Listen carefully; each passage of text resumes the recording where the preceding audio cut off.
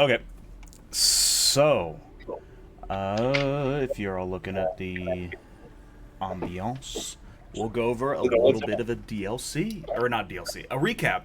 No, I'm Don not. No, sucks. we're not Don talking about sucks. the DLC anymore. The Fuck Radon. recap We're literally from just gonna the. say, for the court record, Radon is a bad fight. No. Just to give a little recap of the last session. I know it's been a while, but from what I remember, and if you guys remember any little details you want to bring up, just shout it out. Give me 1 second. There we go.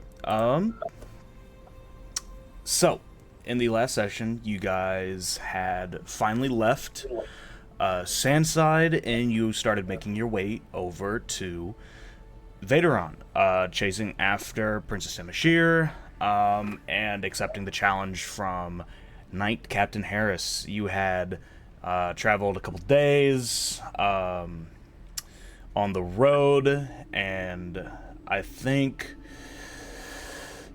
Pyrite taught his monkey how to play chess again. I think it was either chess or checkers. And during the It was cards. It was cards. He was I was playing gambling against. Yeah, he was gambling against. It was nearly like the lost. most intense. It was the most intense game of poker we'd ever seen, against a monkey and a dwarf. After the exchange, there was a very exciting and very dangerous encounter with the horses, and Roland getting bucked off and dragged behind the horses as they got spooked, as I think Roland tried to take the reins from Kythos. After a little bit, that finally concluded. You made your way over to a sleepy town in the middle of the night.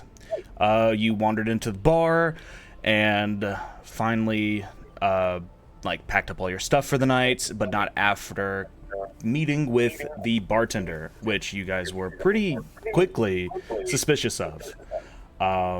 This bartender was a little nervous, a little sweaty, and he was obviously hiding something. And as you guys were trying to go up to bed, he vomited behind the counter, which Roland saw, went back downstairs, confronted the bartender, and I think knocked him out. No, wait. Kythos and Pyrite confronted him. Roland was already upstairs, got woken up, came downstairs, and chucked a bottle at him that knocked him out. Yeah. And then he pickpocketed him. I remember that. Yes. It definitely got more intense than it needed to. Yeah, it escalated very, very quickly. This bartender who was sick just got knocked out on the ground. You guys fingered him. It was all very, very nice, and got the money back. The next day, you decided to kind of do a little bit more investigating. The bartender said he'll vouch for y'all to go talk to the mayor, because if you guys would help out, their crops were dying, they're running out of money. In this very, very wealthy town, they needed their crops to kind of sustain their wealthy, affluent lifestyle. So Kythos went to the mayor. Roland went to investigate a special shopkeeper coming to town, and Pyrite went to go find a general store to get some more supplies. All of y'all's investigations turned out to be mostly fruitless, with Pyrite buying an all-cure elixir that he almost immediately vomited up. Kythos being told that it was just probably some animals or some disease that hit the crops, but he was directed to the fields in the northwest part of the town, and Roland actually found out that the mysterious shopkeeper was one of his criminal contacts by the name of Cinder, a older redheaded woman with a faded kind of socialite dress that ran a traveling shop that has magical items. And out of that, he got, I think, just the gloves of thieving, after making a slight little deal with Cinder, in the promises that later on down the road, she might have an interesting job for the four of y'all to, or the three of y'all to undertake. She looks like Jessica Rabbit. And I Oh, have yeah. I would say thieving gloves. probably like an older, probably less curvy version of Jessica Rabbit, but We rolled her attractiveness. I think It she was like like an a 8 or 9 a out of 10. 9. Yeah, I think she's a 9 out So of 10. like, I think I had that pre-planned where it's like she's not like supermodel worthy, but she probably back in the day she was. But I think Roland was having that conversation while Pyrite and Kythos went out into the fields, found out there was a magical effect happening that would prevent any sort of purifying effect on the crops. Pyrite turned his monkey into a mole, and I accidentally rolled just now. it got immediately sick after trying to burrow down into the ground. After finding this out, y'all went back to the bar, met up, and found a nervous tinkerer named Rosaline. Now, after promptly, coming up to Rosaline, kind of confronting her about what knowledge she knew about the disease, the sickness that was affecting these crops. Roland puked on her. Kythos and Pyrite kind of muscled her into coming along with y'all to reveal what she had found when she had accidentally stumbled upon an underground passage back underneath her house. And that is where we left off. So, we'll go ahead and describe the scene. It is getting a little later into the afternoon. You guys had spent most of the day investigating the town, going around left and right. You found Rosaline. She'd probably begrudgingly accepted to come along with y'all and help y'all with whatever it is that she had found beneath her house. So you're walking through the town. Rosaline's kind of like, she's like rifling her hands together, not really sure of what to do. She's kind of sweating. She looks back at y'all. It's like, yeah, so my house is just up the ways, kind of close to the fields, actually. But let me get some stuff together if y'all want to go around back and check out the little cellar that has the, I guess, cave-in in it. So she shows you around back. There is a cellar door that leads down behind her house. It's been propped open with some strings, and you see her. She goes back inside and starts, rattling some stuff together. Well, thank you, Rosaline, for showing us so kindly to your cellar with also having a cave inside of it. I mean, that's not very common in these parts, I'm sure. She's inside, but you hear kind of muffled from inside the window, like, I was just doing some work in the basement on my workbench, and one of the legs actually knocked a hole in the bottom of my floor. It just caved all the way in. Quick question: Am I with the group yet, or am I still like kind of walking back from acquiring my gloves? No, you're with the group. You met back with them at the bar when you encountered Rosaline. Okay. So yeah, you're with them. Gotcha. I'm just gonna take a back seat. All right, so Listen y'all to head in, rambling. and you see that indeed this, it's kind of like not a woodworker's basement, but kind of like probably an amateur adventurer's basement. There's tools hung up on the walls. There's a lot of workbenches with like half-finished projects on them. Some bowls here, a couple of like gears, maybe like a clock or two that has like all of its guts kind of like out on the table. And one of the workbenches has been moved to the side, and there's been a cobblestone kind of like clearing of the basement that has fallen inward and then subsequently like kind of shoveled out by Rosaline, set to the side. And there is a small little arcane torch like hanging above it that ignites it, kind of leading down, but doesn't go too far. Nice place you have here. Yeah, so each of y'all go ahead and roll an investigation as y'all head down into this basement. 10. 10. 2. 10, 6 out of 2. Yeah. So with this Pretty cave nice. in, you kind of just not really thinking about it too much. It's like, yeah, this house does look pretty old. It doesn't look like it's the best taken care of. Probably the recent rains have knocked loose some of the soil and has kind of just run down into maybe a structure that was a little bit older. Right. And Another Yeah, kind of go meta ahead. question. Would I be familiar with the fact that Kythos and Pyrite are we're sort of leading into this area because we know that it's might be responsible for like the crop quality degradation, if that's the right word. Like, It do is. I know this, or am I just kind of along for the ride? not knowing what's I mean, going you can on? ask them if you haven't been aware of it before, but you remember back when you were talking to Rosaline back in the bar that she had been looking into the crops failing. She'd been trying to like maintain like some irrigation lines, maybe Yeah. like set up a little like watering drone. But when that has not worked, she had been like hard at work in her workshop, and now this might lead to something since she lives near the fields anyways, and this underground passageway looks at least suspicious. Okay, yeah, because I know I got Yeah. sick from the drinks, so that's like most of my motivation in this section. My tummy hurt.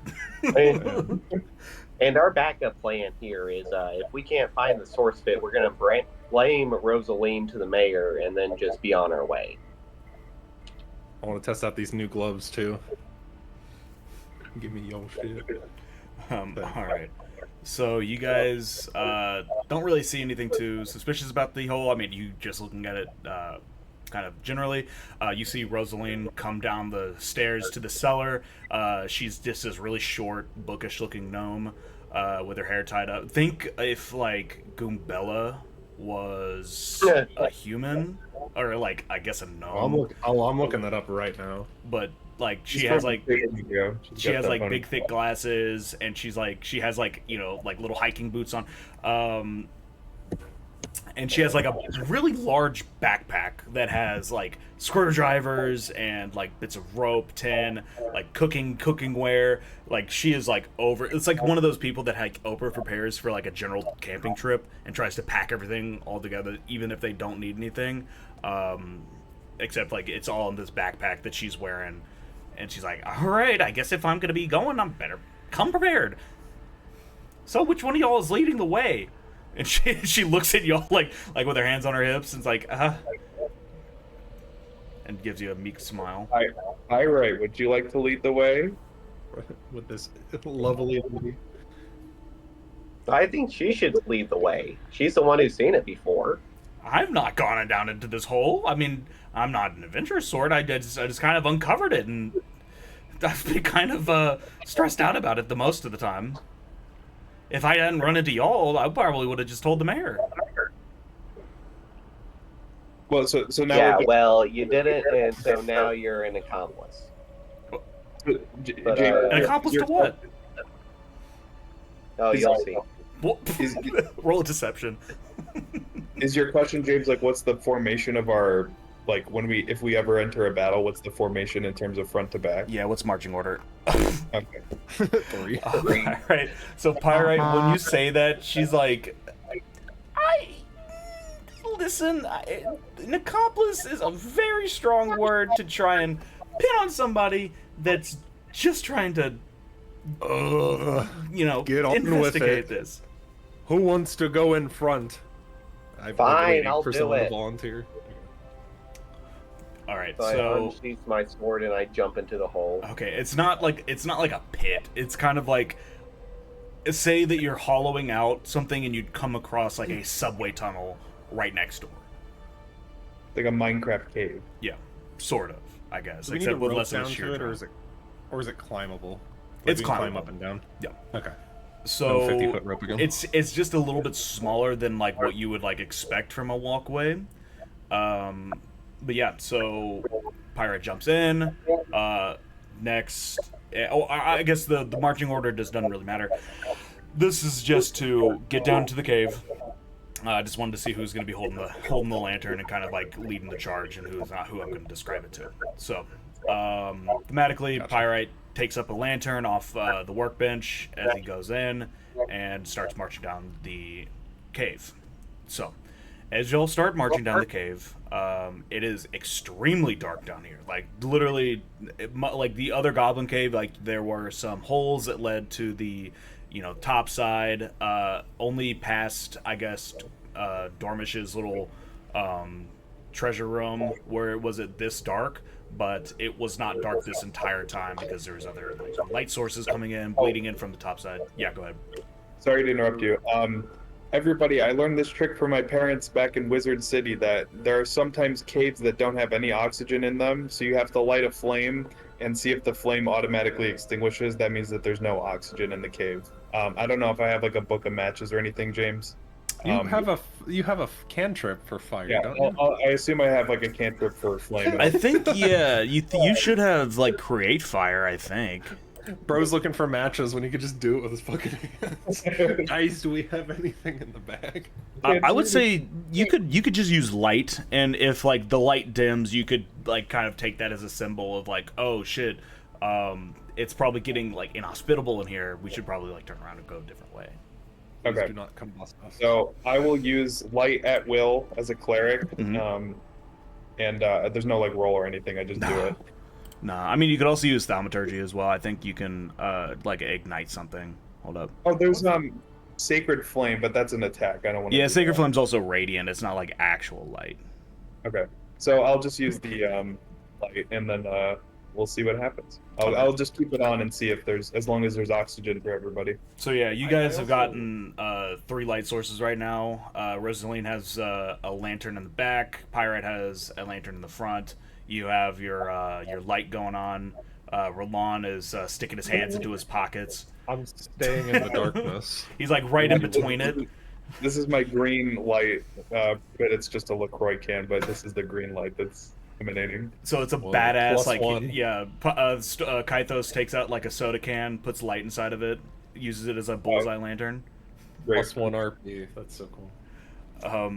So as y'all go down, it's like pitch black except for what the light sources you have. So I mean it's pretty well lit, but like out in front of you, you can't see far. You can't see way too far ahead, but you can see around y'all pretty well.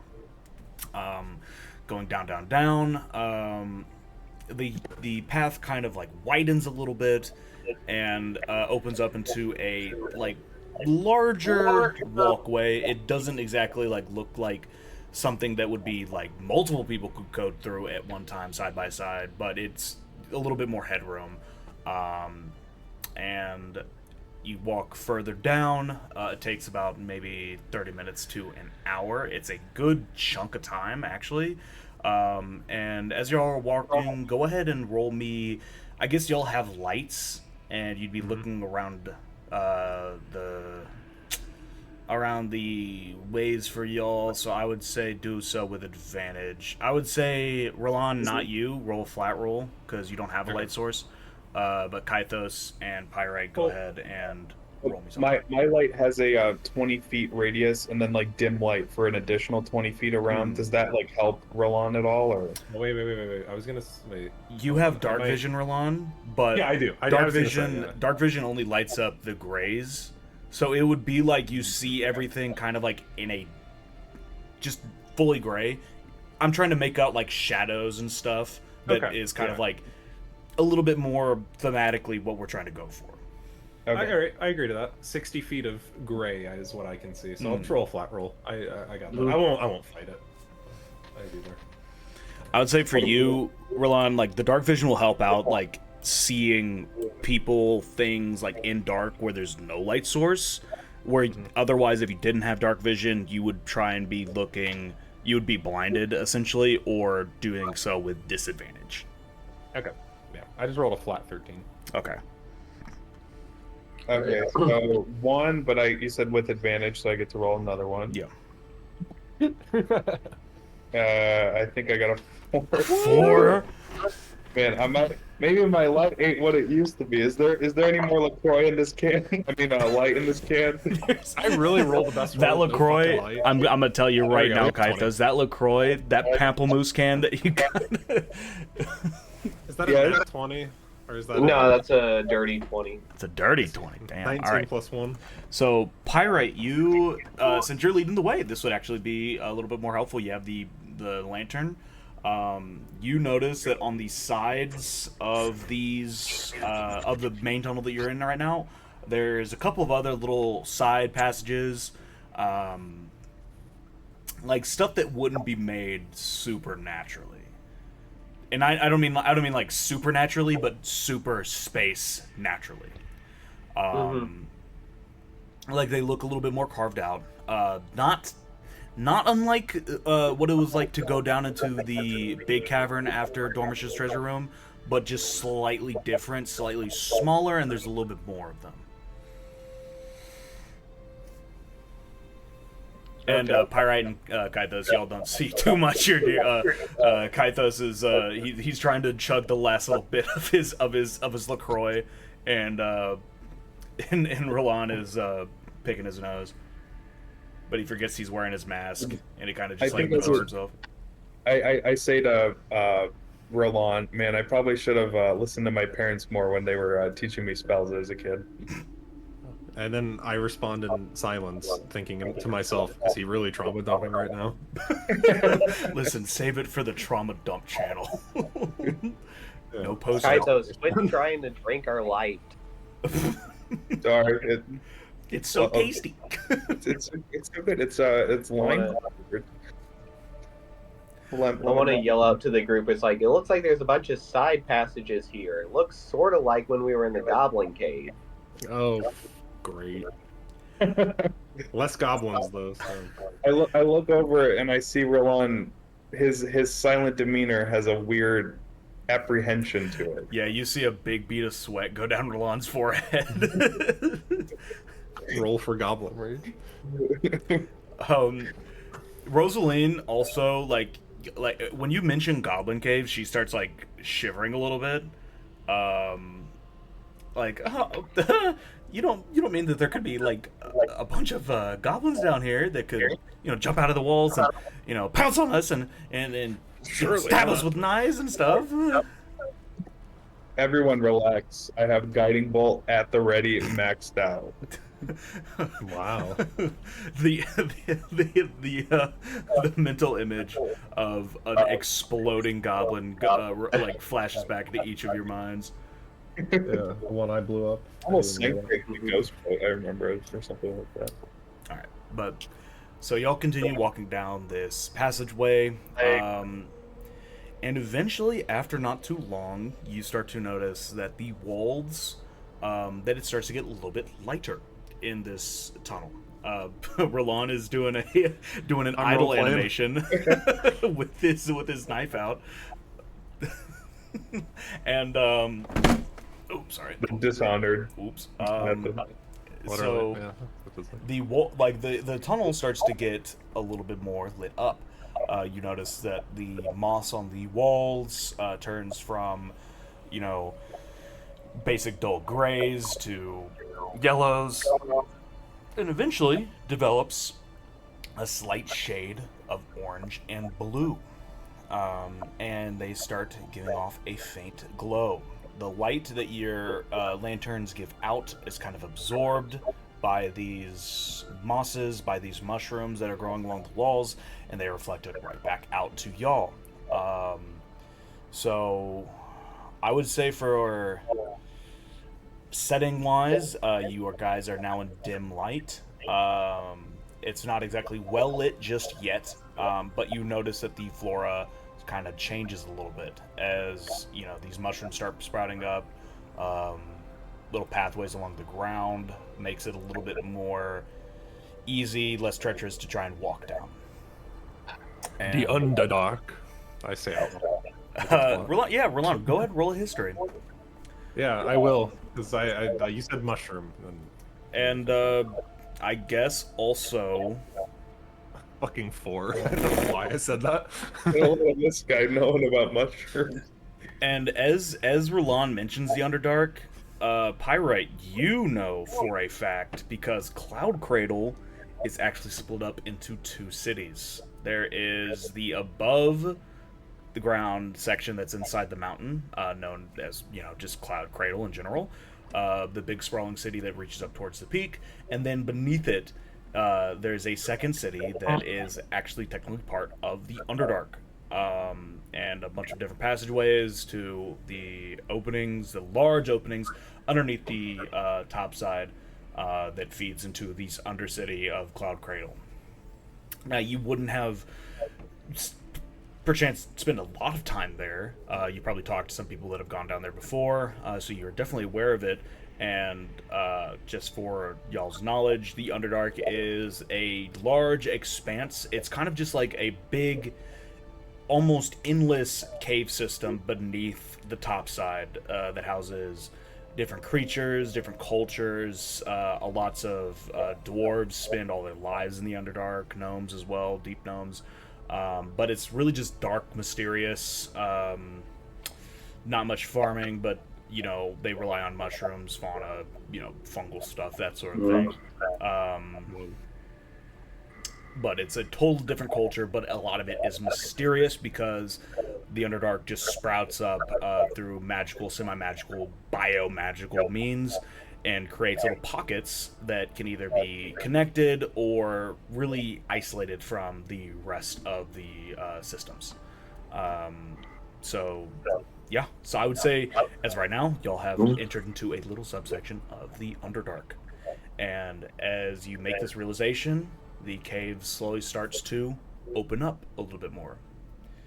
And you start to feel a little bit of water beneath your feet.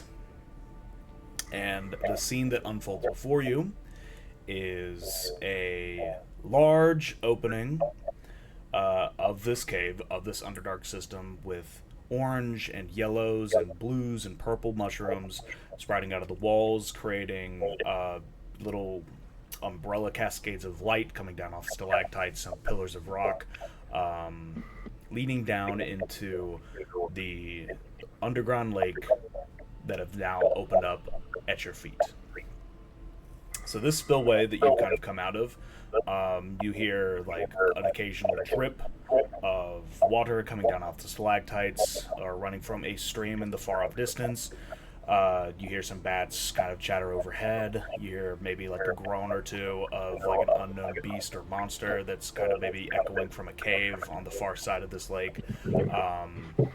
You see some Underdark animals, these little creatures with hard shells, large snouts kind of drinking out of this lake. But at the sight of y'all kind of coming out with all these light sources, they run and skitter away, scattering rocks into the lake and sending ripples up to your feet. So, Augie Woggy. Well, if I remember anything from our last Goblin Cave expedition, is that there's a body of water and there's a guiding bolt in my pocket, which means if those goblins get in the water, we could fry them like a toaster. I looked down at my feet and noticed that we are also standing in the water. Obviously, when we're out of the water, I add. Yeah, we'll find the spot where we're out of water. Yeah, Rosalind kind of like shuffles up to you, Kythos, like as you said, like we're gonna blow these motherfuckers up. She's like, I like his idea a little bit. I'm just saying, safety first. We can maybe have like some rubber or leather attire and create some safety from the electric current. It's So not you're a bad thinking idea. we can make some rubber boots and then electrify the water? Lady, enough of your commentary. I get what he's trying to say. Would you roll shot- intimidation? Yeah, like this lady's being fucking obnoxious. 10. Oh, the 7 actually. I thought that was a 9. She kind of okay. I'll roll. I'll roll her. I guess To this lady. her. I always roll like an insight or something. Let me see. Let me see what she has. I don't think she's only a level 2, so she doesn't have like. Oh, surely she'll roll a nat fucking 20 and slap Let's me see. upside the head. I'm waiting for it. Insight, I think, is a Here it whiz, so comes. +1. Yeah, let me roll.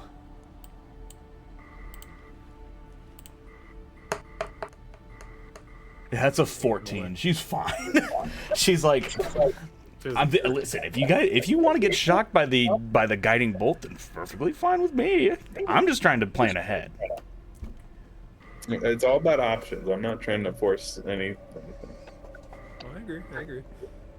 But, so, you know, there's this big old lake. The further distance is kind of obscured by a little bit of fog.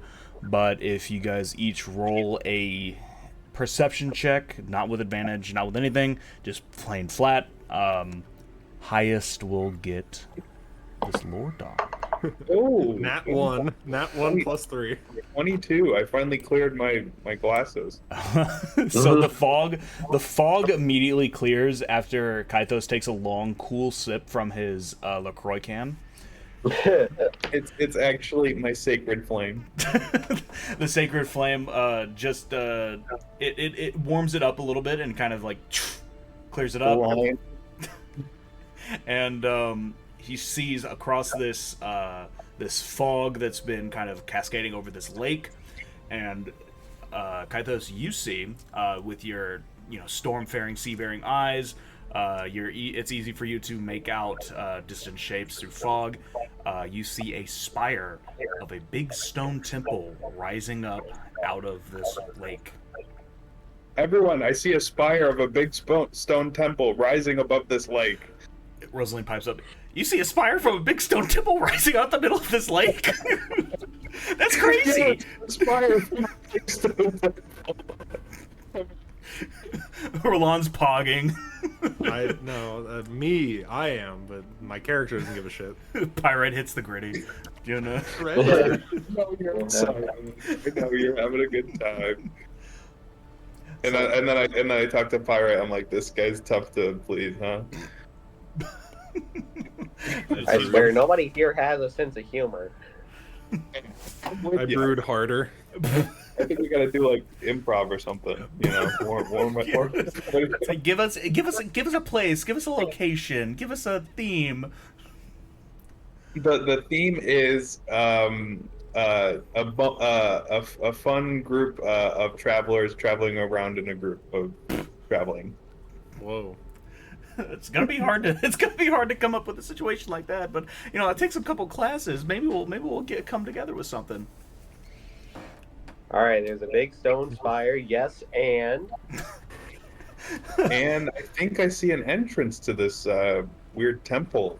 But this entrance is blocked by a giant flea market. How are we gonna get through this? Is there an actual flea market ahead of us? I say all the way in the back. There's not. Oh, look, it's the owner of the flea market himself. I want to give like the goob stare from Meet the Robinsons at this lady at like a final attempt. To She whispers, "You're breaking the first rule." minus 1 RP. I continue walking past her, changing the formation. Walks right into the lake and drowns. Yeah. All right, I guess we'll improv later. Yeah, let's improv away into the fucking building.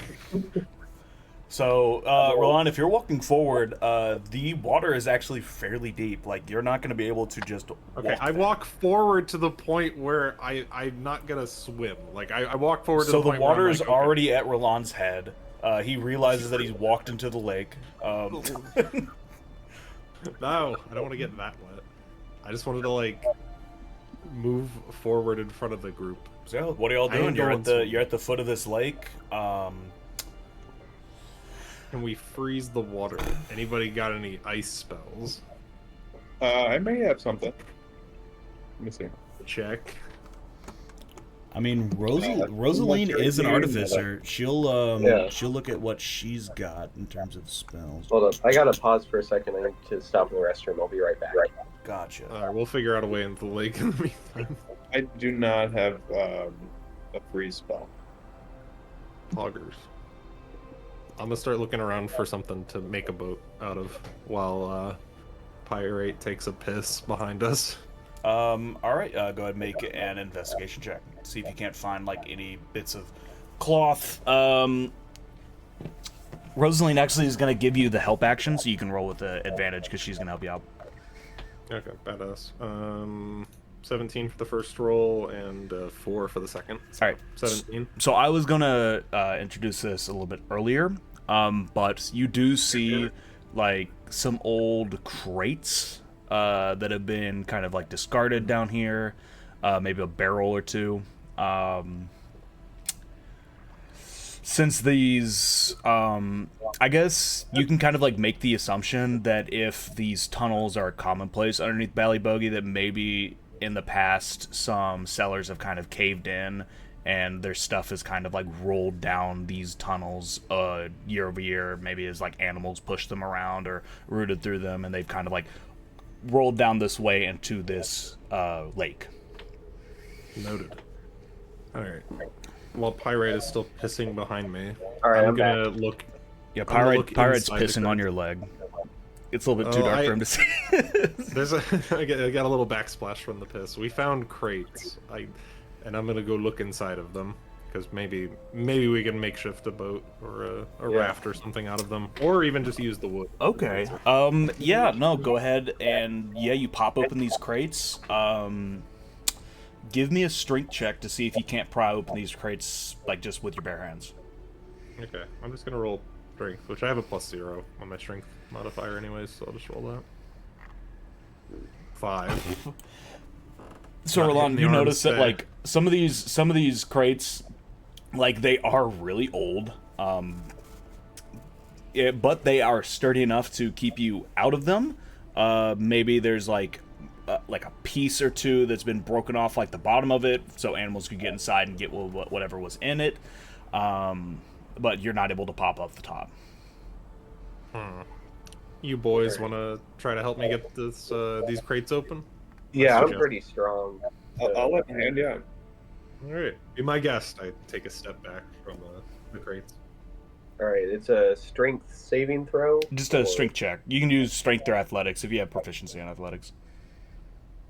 My toe just hit my plug for my computer. I almost turned off the whole fucking thing accidentally. Oops.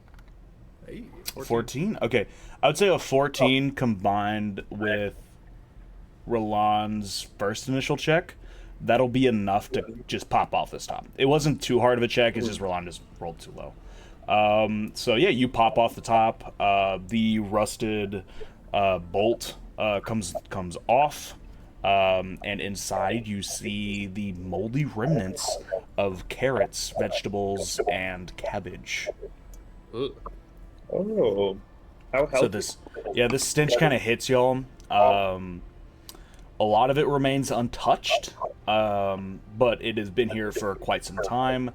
Either someone discarded it here or left it here after they realized that it's just a bunch of moldy shit that they're not really going to have use for anyways. Ooh, Kaithas, Magic Man, take a look at it. See if there's any remnants of the thing that's been infesting the crops and the moldy crate. Yeah, I'm gonna take a look for any bacteria or virus. Give me a nature check. Okay. 12. Okay, so you know that these are a little bit older.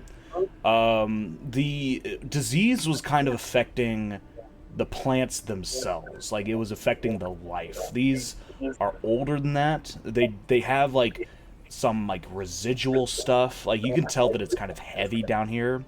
Being in the Underdark, it's like it's a little bit more than just the humidity, a little bit more than just, like, the dampness of a cave. You feel that it's a little, stagnant down here with, like, that same feeling, of being in the fields. But these vegetables themselves are not infected per se. They're much older than that. So I'll just convey to the group that these veggies are from a time way beyond the current crop situation, and they're not infected at a glance, but they have definitely become a product of the time from being underground and not getting proper conditions. And but I was going to actually suggest that, because we need a boat to get to that stone temple in the water, I was going to say we repurpose this crate, I assume a wooden one, and make some kind of just flat raft out of it. I agree. That was my thought too. Yeah. Yeah. Rosalind pipes up. It's like, I've been working on stuff before in the past. I could probably knit together some piece of wood and we can make something simple. Yeah. All right, so perfect. if it's a cube-shaped wooden crate, we can just break the walls off of it and then kind of mesh them together somehow and make like a flat board. Yeah. Good idea. I agree. So actually, each of y'all need to make a Constitution check. There we go. A Constitution save, pardon me. Oh, Constitution. sorry. Okay, ignore that first one. 21. Isn't it the same roll technically? 'Cause It's- mine's +3 for both. Con save. Like a con save That versus just a passes. regular Constitution. I'll just do the saving throw. I mean, it doesn't really matter. They're both identical. 7. I'm gonna get wet.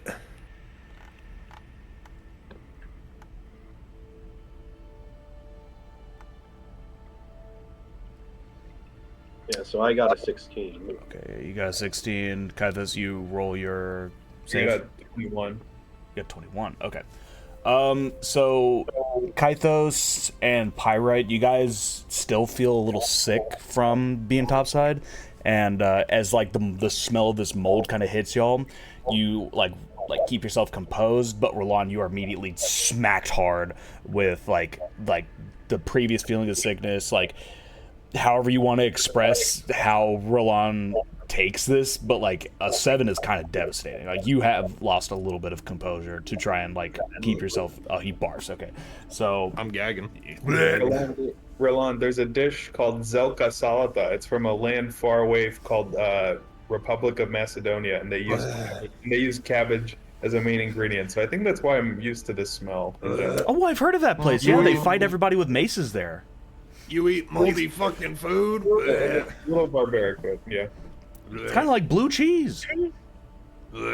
Every mention of mold enters my orifices, makes me gag even harder. And I will say, mechanically, in case y'all haven't been aware, that even though you haven't been kind of like actually infected by anybody in particular, being in Ballybogie and being kind of in this place, you've caught the sickness that everybody else has been in town. And this is just, you're down with the sickness. Someone give me ooh wah for an inspiration. Ooh, Bad, negative inspiration. I'm still carrying an inspiration.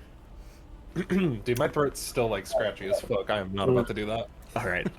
Anyways, so you're still under the effects of this.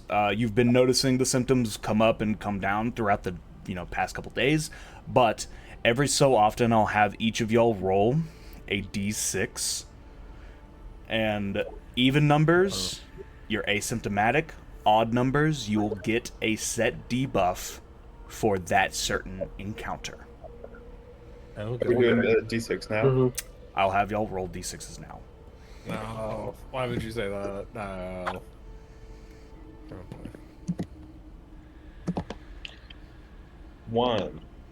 Oh God. 1. 5. Okay. Hey, we're all odd. That's good, right? No. All right. So here is what I had for this. It's nothing devastating, but it will kind of change how you like interact with a couple of these different things. All right, so ones, if you roll a 1, you have disadvantage on dex. All dex checks, saves, it's just you get shaky legs, you're not able to hold yourself up, not able to move as fast, and concentrate on doing things precisely. That's devastating to me. 3, you have disadvantage on strength. So strength checks, athletics checks, saves, that sort of things. Your muscles like atrophy a little bit. You are unable to lift as much as you can, and weaker by that much. And 5s, you have disadvantage on attack rolls. So you are actively vomiting, you have watery eyes, you're just not able to see right. So 5s are disadvantage on attack rolls, 3s are disadvantage on strengths, and 1 is our disadvantage on dex. Every encounter you shit. can re-roll, right, and become asymptomatic, and these won't carry over, but if it happens, it'll remain until I tell you all to re-roll. Boy, that's awful. We got hard nerf just now, but I think we'll be okay. Surely. Alright, so just keep that in mind. Pyrite, you have the disadvantage on attacks. Kythos and Roland, you both have disadvantage on dex. I would say, thankfully, tearing apart these crates, strength. So, if you have good strength, you should be fine. And Pyrite, you're not attacking with anything right now, so if you want to go ahead and make those checks, make them now to break down these boxes and start putting together a little raft. All right, strength check now. Yeah. Are we all doing a strength check? Yeah. Strength check, or are we just writing off my fail from earlier? This got is a a different, 14. this is a different check. Okay, just a straight strength check. I'd say group strength check of at least a 25 to break all these down in a good amount of time. All right, you guys are basically already there. Yeah, you guys are fine. 10. I think I got a 7. Yeah, so you guys break down these boxes and barrels pretty easily. You make a platform. I would say that Rosaline uses mending to kind of weld some of these pieces together in different angles and then put them together on the bottom of these little planks of wood. She has the barrels on the underside and the flat pieces of wood on top, so y'all can kind of like keep them together as one single piece. And there's just enough for y'all to be able to make a little raft. Okay. All right. We can all at the same time. Oh yeah, I would say that 2 of y'all are dwarves. You're pretty hefty, but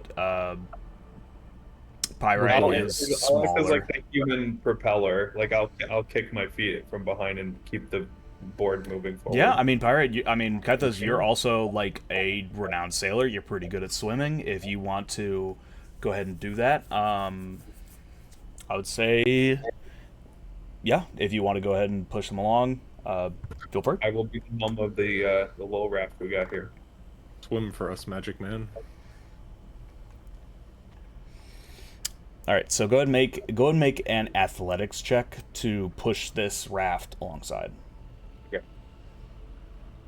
I see acrobatics. I don't know where athletic is at. Athletics should be right underneath Arcana on the skills. Oh, sorry. See it. Yeah. 7. A 7. All right. You start like pushing it and making a lot of splashing. You get yourself pretty wet, but in terms of actually being able to push this thing, you're not making the swim team, son. Didn't I have that? What was it? Eye of the Storm or Seafarer's Mantle or something where it was like, oh, Seafarer's Mantle never gets Oh yeah, wet. you never get wet. So yeah, no, you feel surprisingly dry. Like you are. The eye of the spider. The Eye of the You see a Minecraft spider fall down off the ceiling. You get some string. Do we have any extra pieces of wood that we can use as paddles? Yeah, I would say that part of the process you want to use like pieces of the barrels to kind of paddle along. Yeah, for sure. You guys could use your hands too. Yeah. I think we'll use the pieces of wood first. Yeah, I agree. I'm gonna do that. Rosaline takes out a spoon and does the same thing. I like the participation. She gives you a thumbs up. It all, Roland, what are you doing? I said it all. Oops. Okay. Also doing. So yeah, y'all start making your way over. This stone temple gets closer and closer and closer. You see it's quite intimidating in size. The staircases that lead its way up have like some moss growing along the side, like regular actual moss. And the parts near the bottom are kind of like caked with minerals and have been worn smooth over time. And actually, you see at the foot of this temple is a kind of like flat area where you could dock your boat. Perfect. Let's aim for that. All right. So you make your way over, paddling along with your spoons, barrels. Kaito's still trying to kick, but not doing too hot. And you make your way to this temple at the very foot. Looking up, the temple comes up to a point where there is a dim blue light glowing from the top, kind of that was going through this fog, but now you realize that it is coming from the top of this temple. Along the sides, you see like etchings of stories, words, letters that you don't really quite understand. Actually, give me what languages do y'all speak? Oh, Good question. One moment. Common, Dwarvish, and Thieves' Cant. Okay. Typical for what you'd expect from me. where is the language? Bottom left of this screen, if you scroll down, you'll see languages. I speak Common, Draconic, Dwarvish, and Infernal. Okay. Badass. Just common and dwarvish for me. Okay.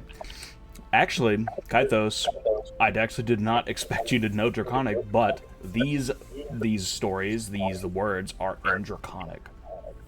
Hey, perfect.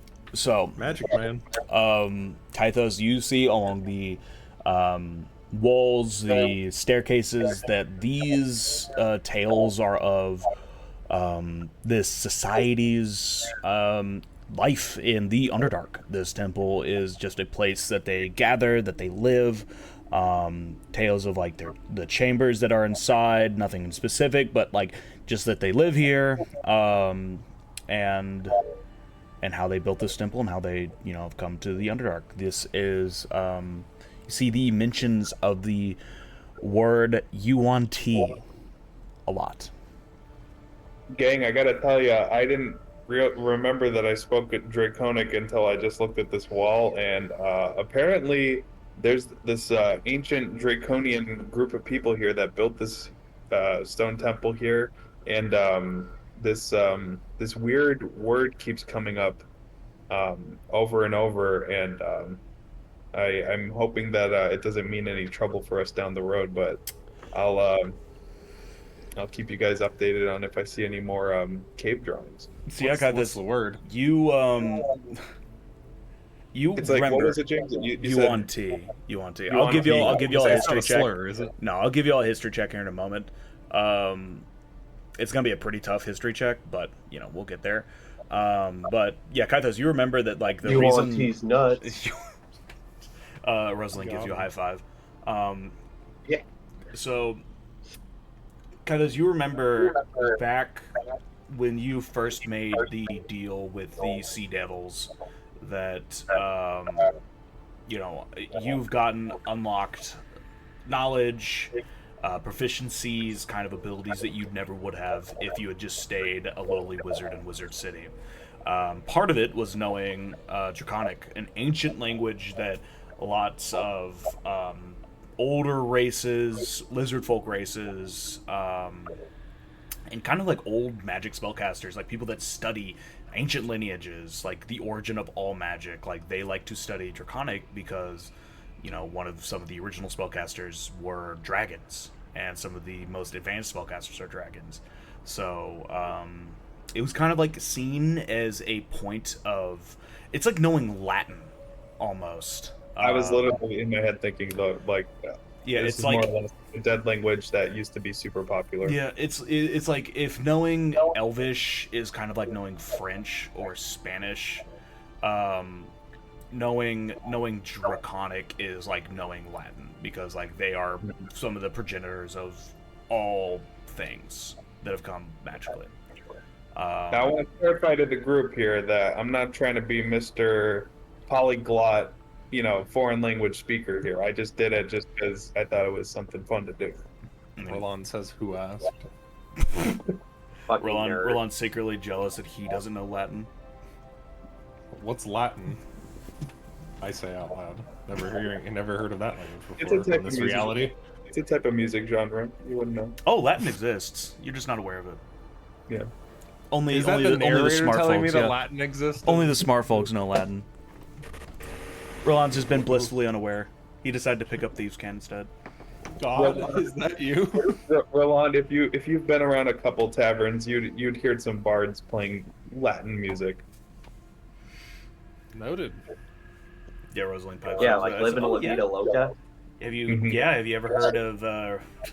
Have you ever gone to Aloe, Mexico? Oh. Aloe, Mexico. Ricky, Stormbringer Martin. Anyways, so yeah, the carvings are pretty intricate, anyways, and you just gotta start making your way up the temple, and yeah, start going up and up and up and up, and eventually, you guys, As we're walking up, I'm kind of just like whispering Uwanti like under my breath over and over. I'm trying to like remember if like anything like my surroundings will kind of give me a flashback to what that word means or any studies that I had. So I'm just kind of like Uwanti. What the hell is that? What Yeah. the? So yeah, with the mention of Yuan-Ti, each of y'all go ahead and make a history check. I'm gonna say this is probably gonna be a DC 17 history check, just because like it's not super duper hard, but like it's kind of just like if you weren't going out of your way to study things, you wouldn't know these folks. Are you sure you don't want to Damn make a 16 minimum? Nope. We all rolled below it. None of us know. Unlucky. It's on the tip of my tongue. I can taste Uwanti. All right, so Kaithos, I would say that you are very close to it. You know that the Yuan-Ti is the name of a certain race of people. Gang, I believe that Yuwanti is a race of people, and I think that may be the people that built this temple, if I had to put things together. Noted. I say. They could be still here in this very temple. We don't want to disturb their sacred area, so we must tread carefully. Hmm. Rosaline, I takes her purposely lantern start up and- stomping when I hear that. All right, what did I just say? You hear someone What from are down you below say, doing? "Hey, shut up down there!" You're What are you disturbing the burial ground. Yeah. Don't do Poison that. our crops. That's not how we approach this problem. My fucking lettuce. I kind of just mutter under my breath, oh, dwarves. Ooh. What was that? Nothing. I said, let's have a jolly old time. Did I roll to choose to ignore that comment? Yeah, roll wisdom to keep your composure. Very insensitive comment. Where's wisdom at? Is it just only up here? An 11. So it irks you a little bit, like it's like coming from a tiefling whose main goal is supposed to stop prejudices against his self, now saying fucking dwarves. Kind of hypocritical. Not cool, man. Not cool. I say in the whatever that camp counselor. I don't say it out loud, but I think everybody has a little bit of racism in them. Not cool, dude. Not cool. Yeah. But yeah, I'll move on from it. at the top of this temple, there is you would see it's kind of like an altar with 4 different basins, kind of like in a square at the very top. Further inside, it's like, so it's a just to paint the top of this temple, it flattens out a little bit. There are 4 smaller pillars, I suppose, holding up the very tip of this temple up. 4 basins further inside, but kind of mirroring the locations of these pillars themselves. And a wall to the backside of this. And each of y'all go ahead first, roll a d6. Fuck me. Here we go. Hopefully I'll improve. Early. 4. 5. Oh boy. Yeah, Roland, you get 1. disadvantages on attacks. Attacks. Pyrite gets disadvantages on dex. I got a 4. You got a 4. Kythos, you feel surprisingly decent. I must have sweat out the toxins from earlier. It's the LaCroix. That lime flavor is just doing me wonders. The LaCroix From is really soothing the Mexico, stomach. those Yeah. limes are just really good. But yeah, I would say, Kythos, since you can read Draconic, go ahead and make a perception check to the backside of this wall. All right. 16. So you're able to read this passage on the back of the wall. Give me a second. So I'm like rubbing my hands across the wall, kind of like clearing it of any cobwebs or dust or anything. And So yeah, I would I'm say, still- yeah, the Oh, go ahead. lights are still on. So you're able to, like, you know, see the shadows cast, these inscriptions that are carved into the backside of this wall. From depths below, rise above, waters flow shall show the way, earth to stabilize, air to guide, fire's light reveals the prize. Oh boy. Gang, I believe we got a puzzle situation going on. It's saying it seems like hate puzzles. It seems like a riddle where we may need to do some actions that involve our inherent skills, and I think water and fire at a minimum are involved here. Great. Cool. Let's get it. If it means treasure, I'm down, but I hate puzzles, so. And I also am just gonna guess, this is just an idea, but I think there's something at the bottom of the lake outside this temple. Like in the waters below? I- Like where we can see right now? I would think. I just don't know how to get there. We'll bench that one for now. Yeah. About it. I perk up at the idea of a possible profit from not the profit so much, but just the treasure. Can I do a Jimmy Neutron brain blast where I kind of see if I remember any books that allude to this kind of riddle? I'm gonna go with no. This is like encountering like a weird random painting and trying to decipher what the artist's intentions were, like at Okay. some random museum. Like you can try and make an educated guess, but like if you see this painting and it shows a bunch of people getting like ransacked outside of a temple, like you're not gonna guess that this is the display of like 1689's ransacking of Thaumagoon's temple in southwest Italy. Do you mind copy pasting the text of the riddle in the chat just so I can read it over one more time? Let's say in the world we like wrote it down somewhere on Yeah. one of Yeah. our things. I took a 'Cause mental. I want to reanalyze that Mm-hmm. real quick before we continue. My hair is like messed up. I heard power light the way in the riddle, so I'm gonna assume that my LaCroix lime flashlight will come in handy. From depths below, rise above, waters flow shall show the way. Earth to stabilize, air to guide, fire's light reveals the prize. I think we should climb the tower. Should you do what? I think we should climb the spire. I think we should You're at the spire, brother. I think we should slay the spire. You slay the spire? Okay, so let's read it like one line at a time, right? From depths below, rise above. So we are currently underground, so I that's play where Wraith we're at. Formant in my turn. They go. So we need to go to an upper area, like we're in this temple. We maybe need to go higher, and then maybe Sense we'll this find one. like some kind of water source, and that will show the way. Earth to stabilize. I don't really know what that means. Maybe use some rock formation or something to stabilize the water, and then air will guide it, and then fire's light will show us the final spot. So we probably should do it in order. I would say we should just ascend this temple until we see some kind of water indicator. All Pretty right. much, yeah. Same thought. Yeah, As- as y'all ascend the spire. are like kind of like, I guess, ascertaining this puzzle. Hold up, give me 1 second.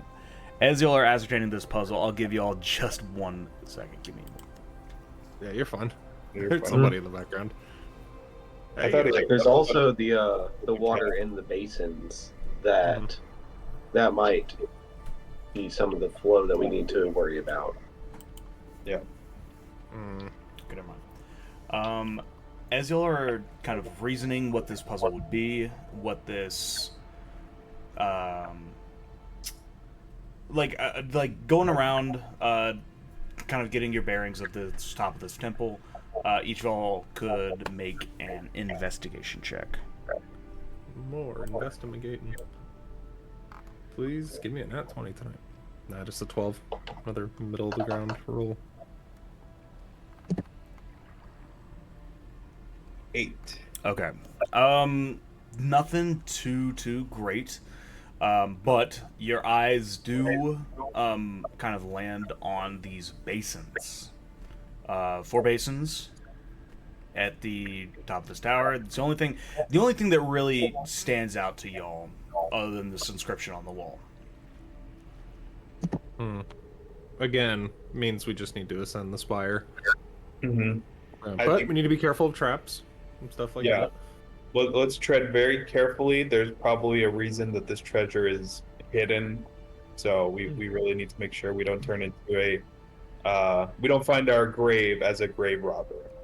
Now, while I have insert whatever is giving me disadvantage on attacks, I got these new gloves. I show off like the invisible whirlwind effect on them that will help me steal shit and pick locks. So let's use that to our advantage with also disarming traps.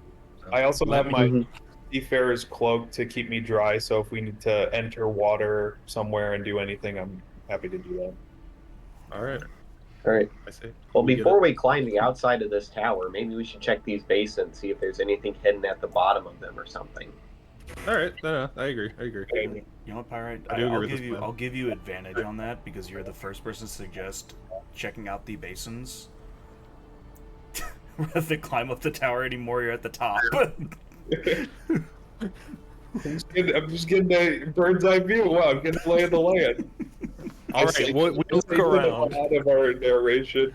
We look around. So, Pyrite, you look at these basins. They're empty as of right now, but at the base of these basins, in the very middle, in between all of them, is a lever.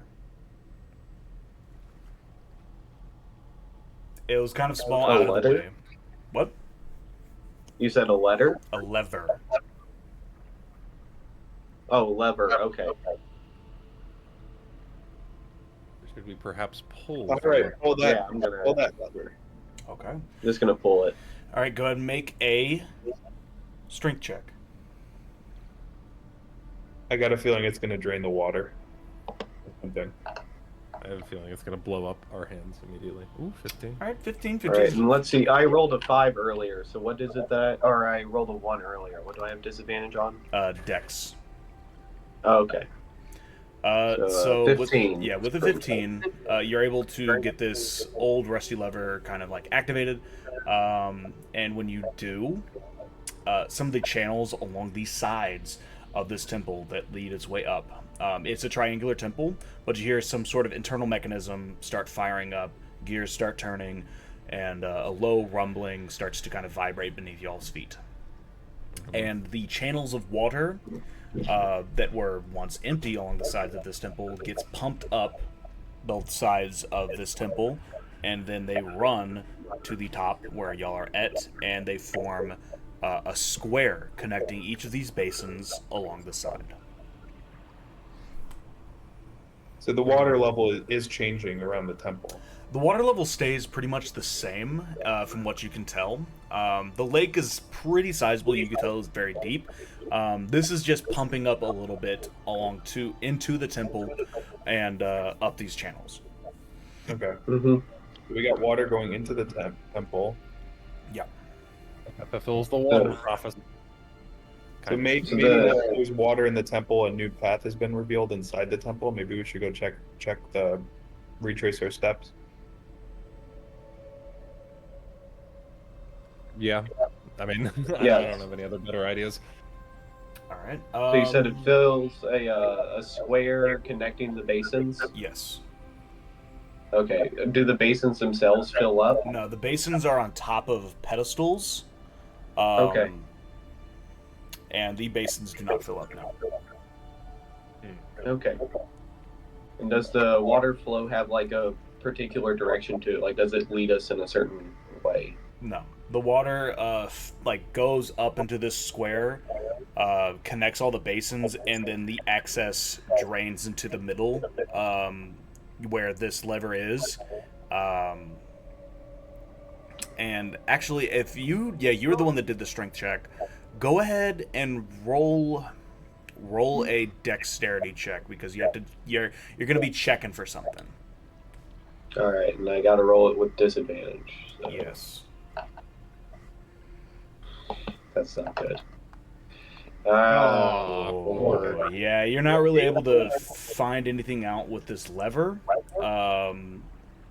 You're just able to like kind of activate it. So, what are y'all doing right now?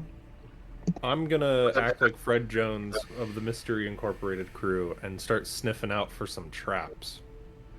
All right, you're gonna check the area for traps. Go ahead and roll me either a survival, whichever one is your better skill. Roll a survival, investigation, or perception.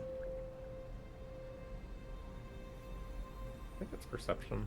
I do be perceiving these traps. Nat 1 plus 3. Holy shit. Yeah, you find jack shit. I ain't found nothing, guys. Roland, he once again tries looking at this inscription on the wall, thinks about how he doesn't know Draconic. It haunts him for a little bit. I'll do trap perception as well. I'll take a look. Go on. Because I see that Roland is squinting his eyes a little bit. Okay. I do be looking for traps. You can either, so I'll give you this. You can either give him the help action depending on what your perception is, or you can do your own depending if yours is better. Or you could do survival or investigation, whichever one's better. Okay. I'll do survival because I got +5 there. Okay. 20, dirty 20. A dirty 20. So you comb like around, up and down all these like walls on the outside of this temple, like these stone steps that lead its way up.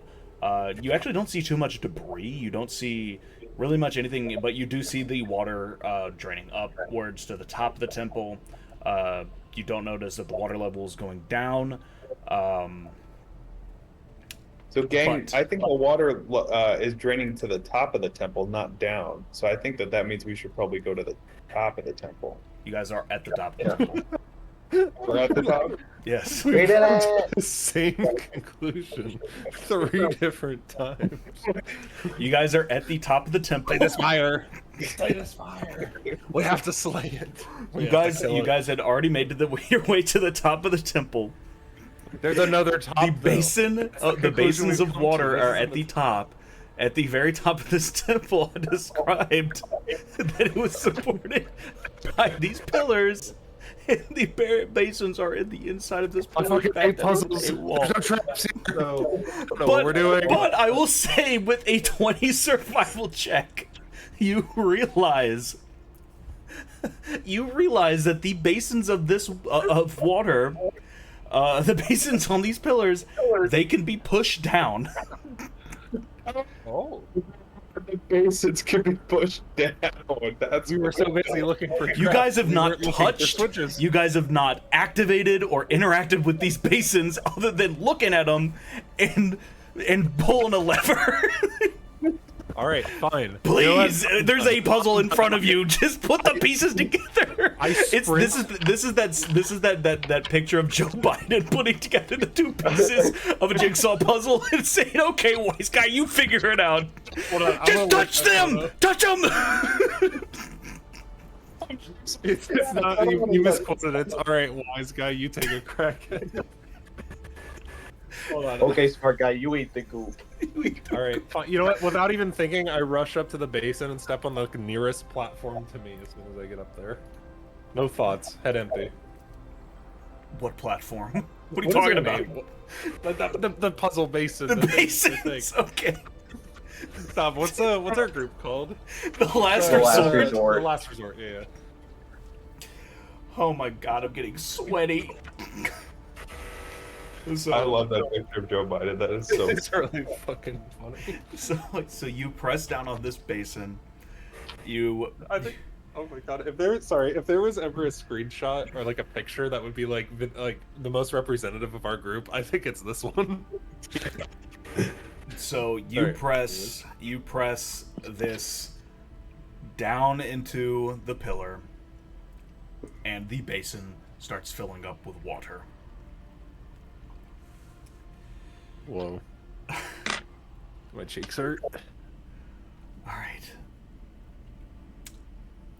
We're not gonna drown, All right. right? From the basin filling up. So, And I would say with this, Rosaline kind of looks at this lever. She's kind of interacted with mechanics before.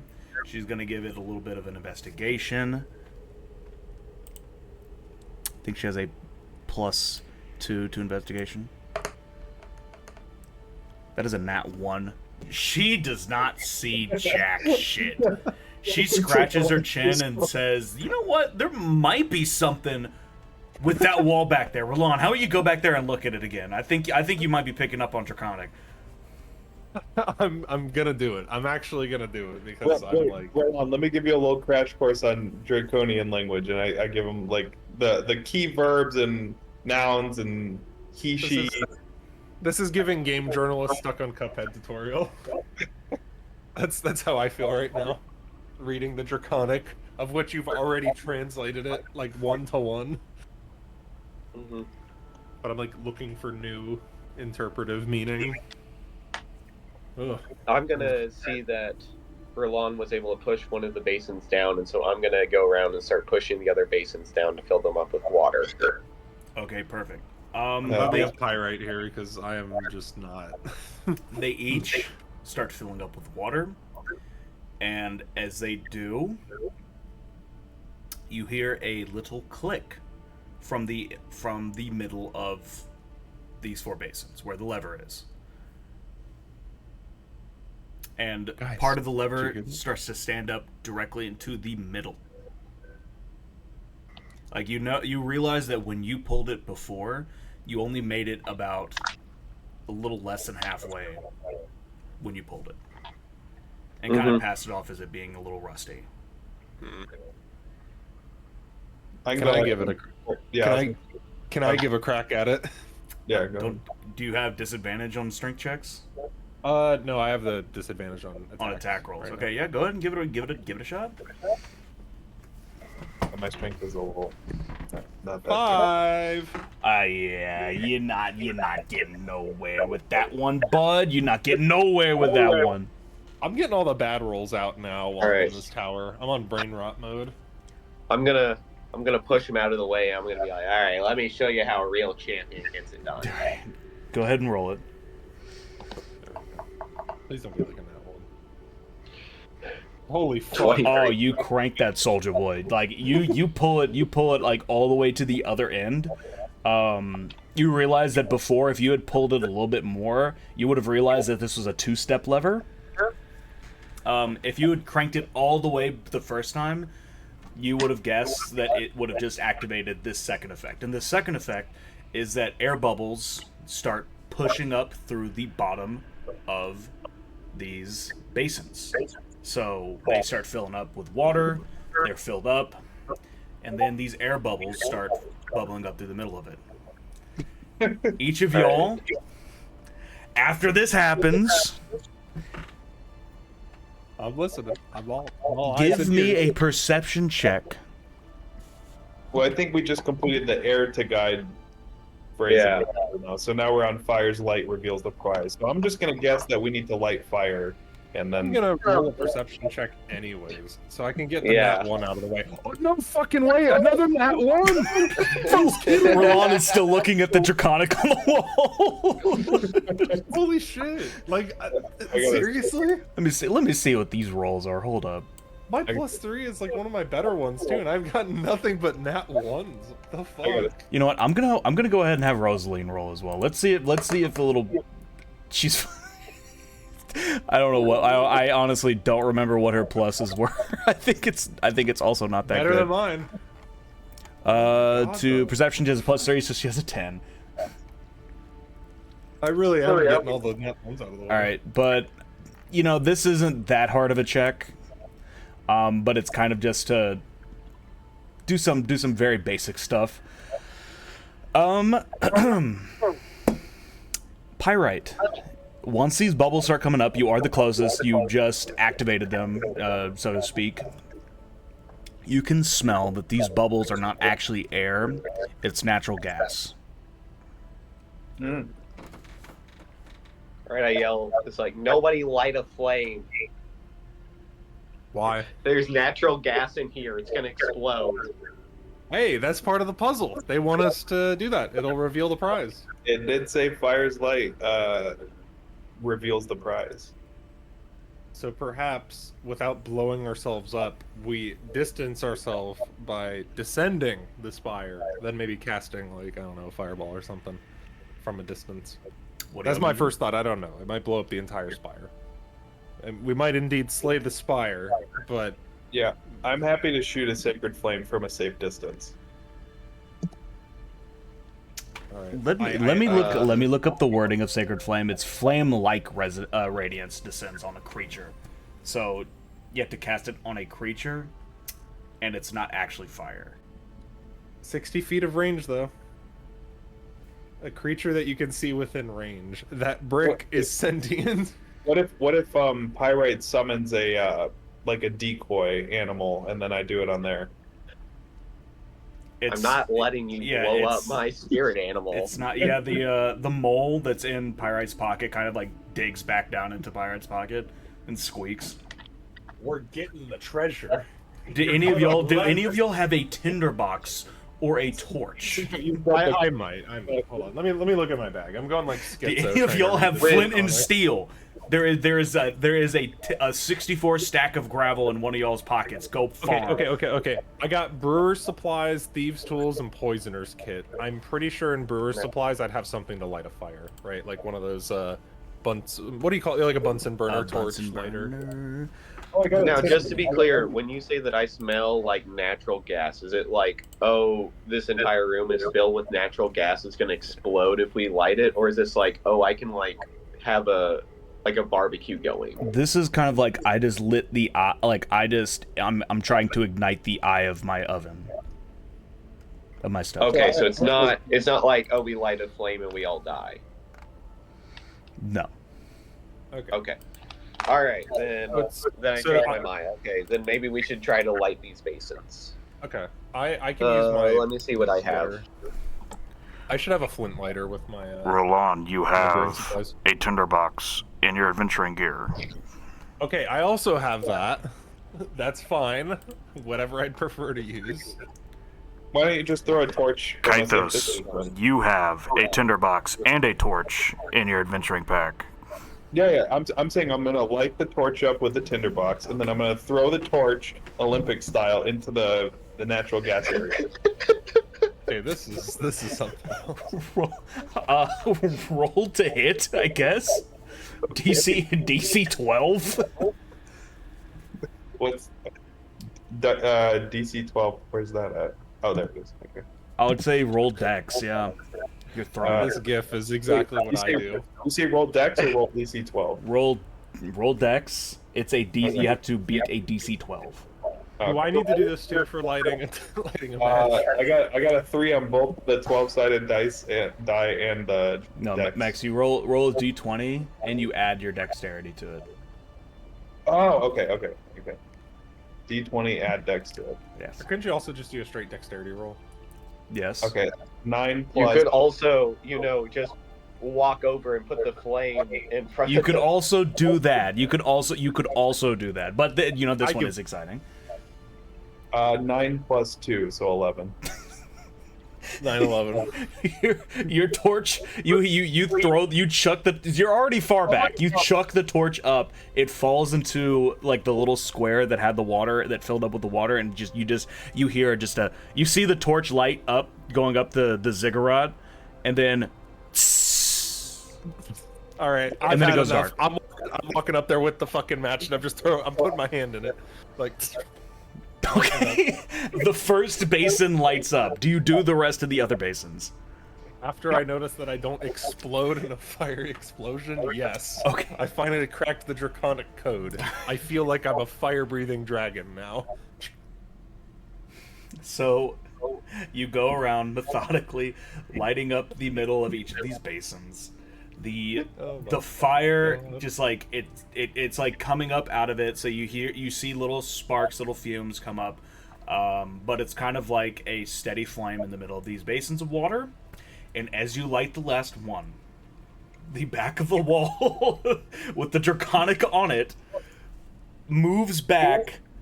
You hear the shifting and grinding of rocks on other rocks, and it's and then slides down, revealing a passage. You're at the top. You are at the top of the ziggurat.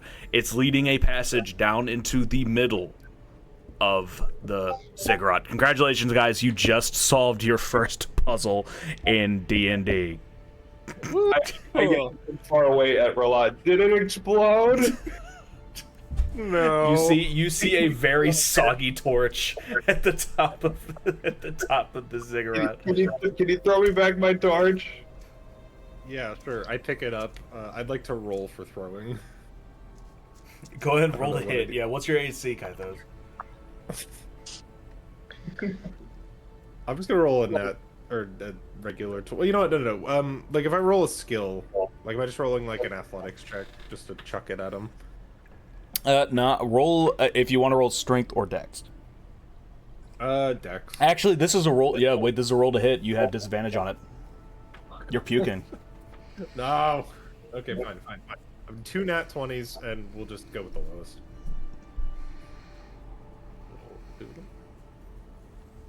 We have a 6 and a 16, so a 6 is my lowest. And what do you add to it? That's is this just a regular strength roll? All right, this is an attack. Oh my god, dude, I'm on one right now. What am I adding for proficiency if it's just like an attack roll? If it's just this is an improvised thrown weapon. You don't have. I don't think you have proficiency in improvised thrown weapons. No. So you would just roll, I think, your strength to hit them. Okay. Yeah, then plus 0, so yeah, 6. Okay, you got torches and 6. So this damp piece of wood, like, essentially just flies over Kythos' head and, like, just bounces down the steps to the temple. Also gonna thanks, Rolad. You're welcome. Trying to find a gift that appropriately expresses how I feel right now. I'm trying to find like the right word to describe it. Fumbling. You're giving me back my torch. This is all literally like weird. This is the worst. This is the best. This is the funniest experience of the campaign so far. Is like us just doing basic fucking puzzles. Like this wasn't even that hard of a puzzle. We just All right. So the Computer. passageway going down just opened up, but I think it's a trap. So I think we should climb up to the top of the tower again. All right, roll athletics check to climb to the top of the tower. Is he just doing this? I'd like to roll to see if it is a trap, since I haven't found any yet. Yeah, go ahead and roll another. Yeah, whatever it is that you're the better at, investigation, perception, or survival. Well, every time I do perception, it's a 1. Here we go. Not 1 inbound. That looked like a 1. That was a 7. I got a 10. All right. I got a 12 to climb up to the top. You got a 12 to climb. I got a 15, 12, 10. Okay. Roland, you don't find any traps on the inside. Right at the foot of this. Kythos, you find that maybe a long time ago there would have been a trap here at the top, but it has since been activated and does no longer work. And Pyrite, you start climbing to the top of this tower. Did you say you rolled a 12? Mm-hmm. Since you're already pretty close to the top, like, all it is at the very top of this little, like, tiny little... It's kind of like a gazebo, but not actually a gazebo at the top of this temple. You see that like the glowing at the top of this temple was just by a bioluminescent crystal that's delicately inlaid to the very tip. You also find a chest with 10,000 gold in it and the solution to all your problems. I'm just joking. No, you find nothing else other than a crystal. Real. Amazing. Can I grab the crystal?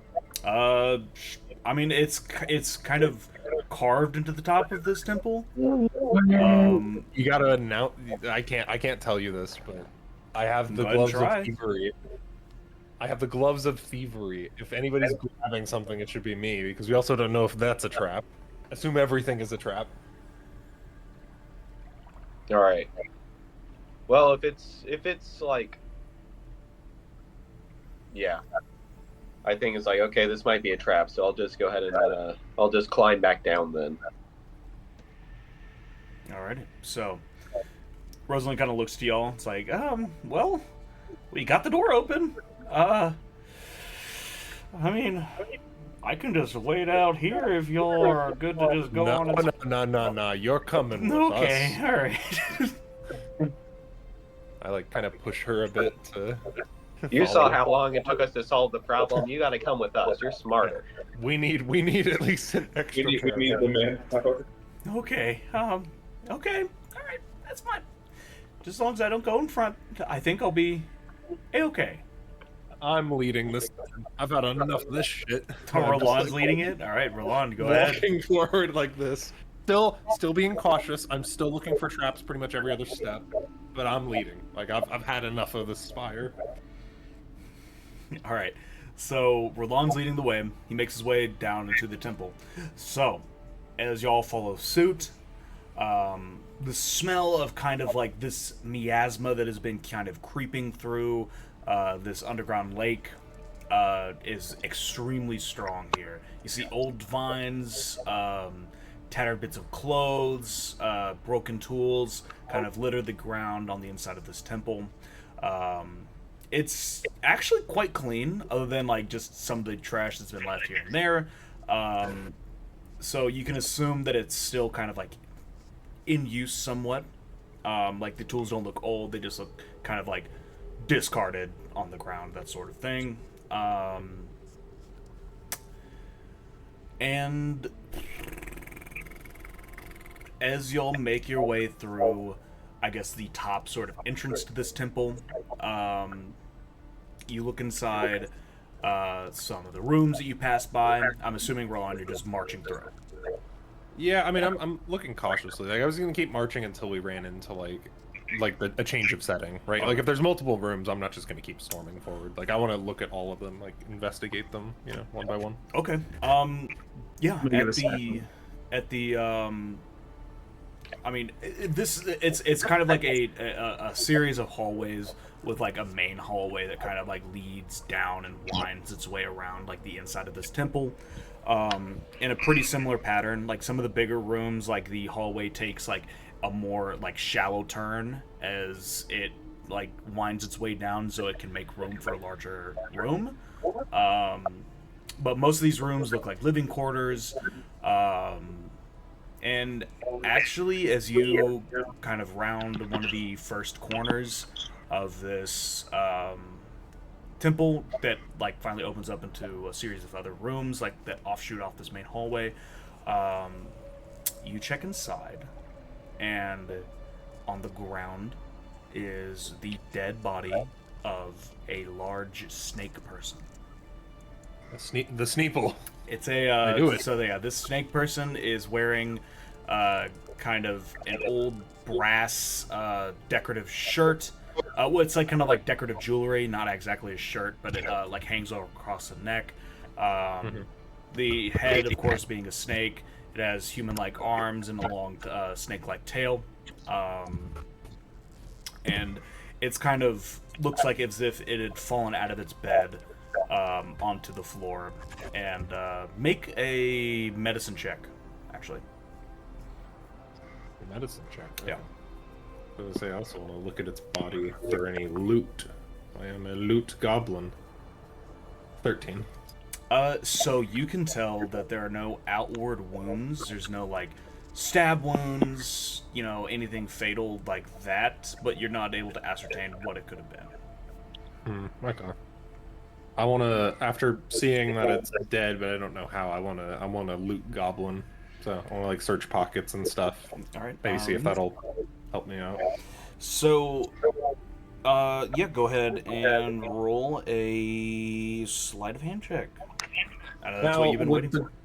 I'm gonna say, would the gloves of thievery apply here since I'm technically pickpocketing? Right?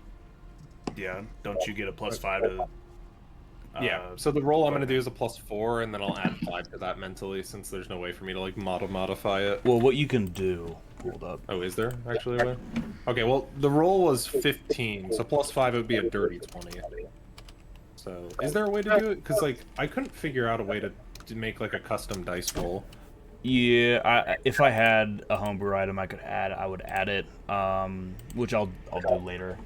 You'll just have to equip it and attune to it or whatever. Or I guess I wouldn't have you attune to it.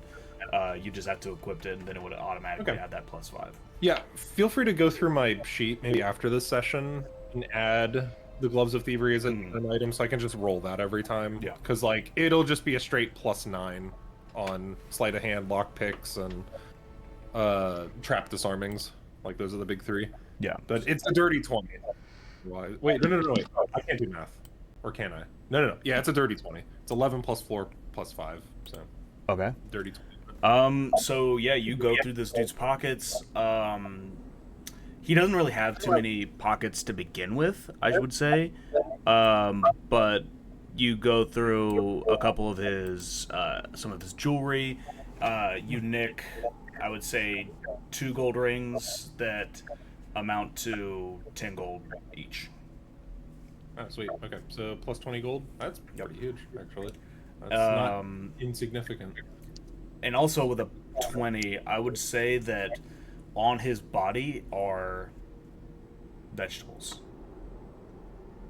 Stanky vegetables. Carrots. They're kind of similar to the ones that you found on the lake, like they're kind of old, but these ones seem like they possibly weren't as old, and they probably just wilted due to this disease that had come around. Like they weren't infected from beginning, but they had a little bit closer of an effect. Perfect. I'm gonna hold that and then kind of walk back after I've figured out that like I've gotten everything off the body. I'm gonna walk back to Kythos and like kind of toss it at him and be like, "Magic Man, like, look, found a vegetable. I think this one has the disease on it." And I say that pretty confidently, but I want him to take a second look to see if we can get any Arcana checks on it. You know, get to the root of like the root of this disease. I don't say the dad joke part, but I say pretty much everything else. Rosaline pipes up. She says, "Yeah, let's get to the root of this, shall we?" And gives you a little nudge. Shut the fuck up! I'm talking to him. I say in that exact vocal tone. It's so deep to me, but I guess we'll get to the root of the joke. Magic Man, look, read the carrot. No more jokes. I'm gonna just slap both of you. I'll investigate. Rosaline says, "Hey, buddy, how about you leave this one alone? Am I right?" I rolled a like. I've like tried intimidating her enough. I don't know what more I can do. I'm just gonna like. You could try it again. I'm gonna cold stare at her. Watch our dreams here. I'm gonna give her like a deadpan stare. I do be intimidated. Can I roll to intimidate? Yeah, go ahead. Right now, Roland looks like Coraline at the computer. I'm gonna say that since you've gotten so low of rolls, that every single time like you try and interact with her, from this point on, you're going to roll your anything with charisma at a disadvantage. Oh, That's fuck. Roland. Dude, I've gotten so many nat ones this session. This is unfucking real. Yeah, so Like, I've gotten at Rosaline least just 4 kind or of 5 looks now. at you and just like, "Oh my god, you're like an absolute dickhead." I'm angry. Well, anyway, Whatever. we'll investigate the vegetables because I think that there's a trend between these people dying and also having rotten vegetables on their person. So yeah, Rosaline, she'll give you the help action. Like she's studied them before, And she's like, she's wanting to get to the. I keep on trying to say get to the root of this, Get but to the root of it. she's I mean, trying it's the to best she's word. trying to suss out the cause of all this. So she'll give you the help action. So just go ahead and roll with advantage. Okay, so I'm This- rolling this- that in perception with advantage, or Roll either nature, arcana, or investigation, whichever one's your highest. Arcana's my highest. With advantage, Yeah, with I advantage. got a letter B. Oh, that's wonderful. Already getting a 21. Oh, a B is just a 20. Was that a nat? What do you I say? got the letter B. What's a B? Yeah, that's for D&D Beyond. That's a nat. That's 20. a nat 20. Oh, okay, cool. All right. That's So my first one. all right. So you even so you already got the nat 20. So with that, you kind of you twirl it over in your hand. You kind of think back to when you cast the purified food and water. This piece of this vegetable itself is identical to the ones up top. So this carrot came from Ballybogie, made its way down here, and very lightly got infected. But with a nat 20, you can find out that this disease had affected it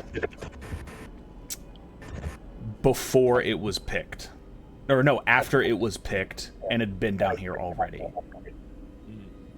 You're saying So- that the virus got the vegetable after it was picked, and I assume it got infected when it was taken down here?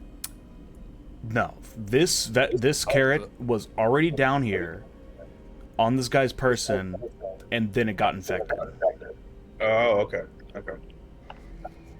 So Rosalind's gonna kind of look at that and kind of come up with those findings, be like, why would these guys have all these vegetables and then decide to infect it? That is weird. I'm wondering myself. Maybe we shall figure that out. So Well, I'm gonna guess that it was some kind of reserved food access item for them. Like if they were hungry while caving, they could just access it. I mean, do you see any other food around here? No. Yeah, so you've noticed that every kind of bit of you've seen that the Underdark has animals, it has mushrooms and all this other sort of stuff. Yeah, we saw moss. I mean, moss is not edible. And moss, yeah. So there are other food sources down here that these people could have gotten and eaten, but they have only these vegetables. It's a greater Sneeple conspiracy. But There useful may be information. maybe there's something between the Draconian people and the way that they view vegetables. I don't know. I mean, we'll have to learn more about that from the cave drawings. But Maybe. Noted. You know that I'm gonna- Rosalind starts taking notes. It's a possible connection to dragons. deity, root deity. The carrot gods smile upon us today. Yeah. I'm gonna continue moving forward after kind of overhearing that conclusion. Right, I'm gonna keep investigating forward, see if I find any other bodies worth investigating.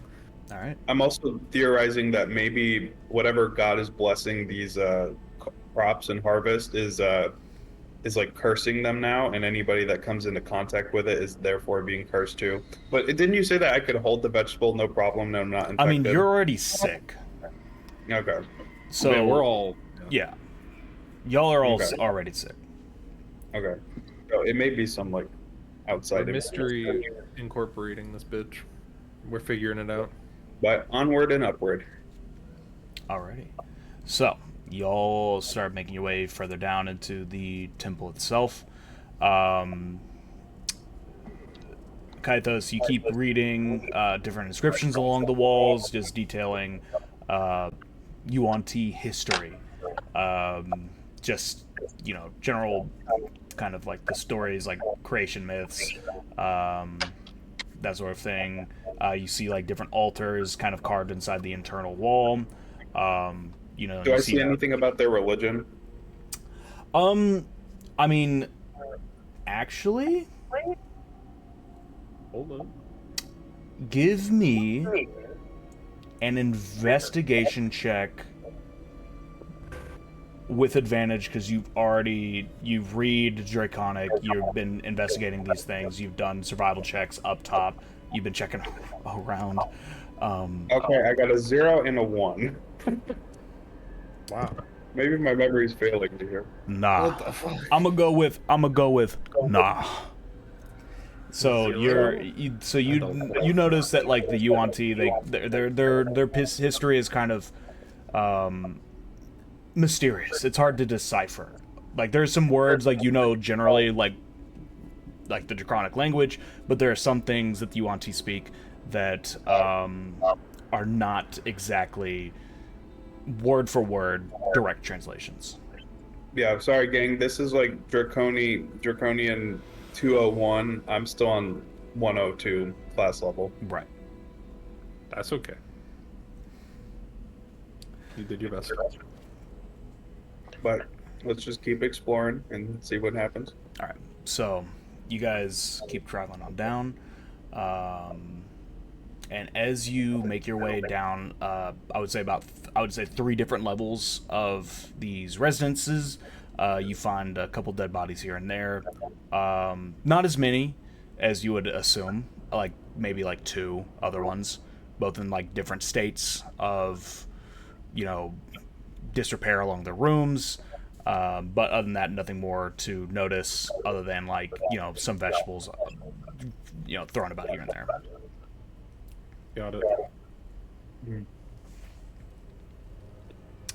But as you make your way through the 3rd A level, quick question: Yeah. Are these vegetables like half eaten? Is it clear that they like ate it and got poisoned and died from that, or are these like they were just holding the vegetables and got poisoned? well, you could see that there are some eaten vegetables here and there. Like, yes, obviously, Okay. nothing in their hands were like in the process of being eaten. You would assume that because like the people have eaten their vegetables. Well, the people up top were eating vegetables beforehand and they didn't immediately die. It's probably just because I'll say that going off of the earlier Arcana check of these of the carrot, and with the medicine check that they didn't die of a poisoning or whatever. They're dying because of this disease that's a little bit more intensified.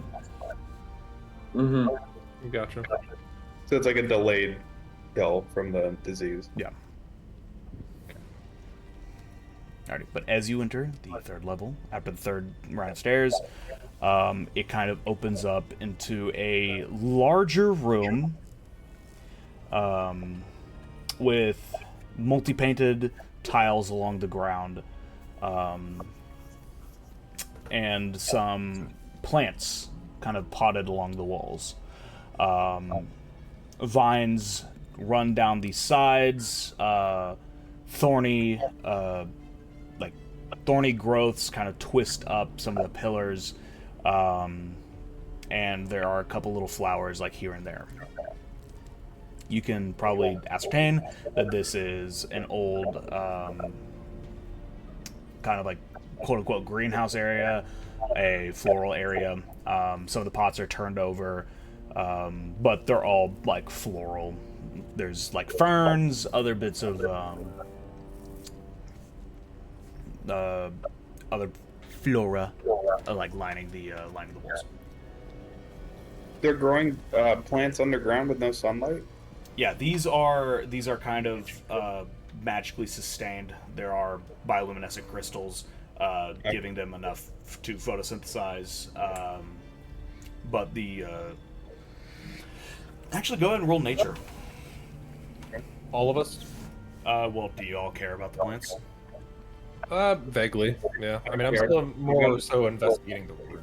I got another nat 20 minus 1, so Okay. 19. Yeah, so No, it's a nat 20. So. Yeah, it's still nat 20. Yeah, so Okay. yeah, nat 20 on this nature check. You know that the soil is just not fit for any sorts of plants. Like there's a different sort of like quality of soil that you need to grow these to grow food, to have like actual nutrition in them.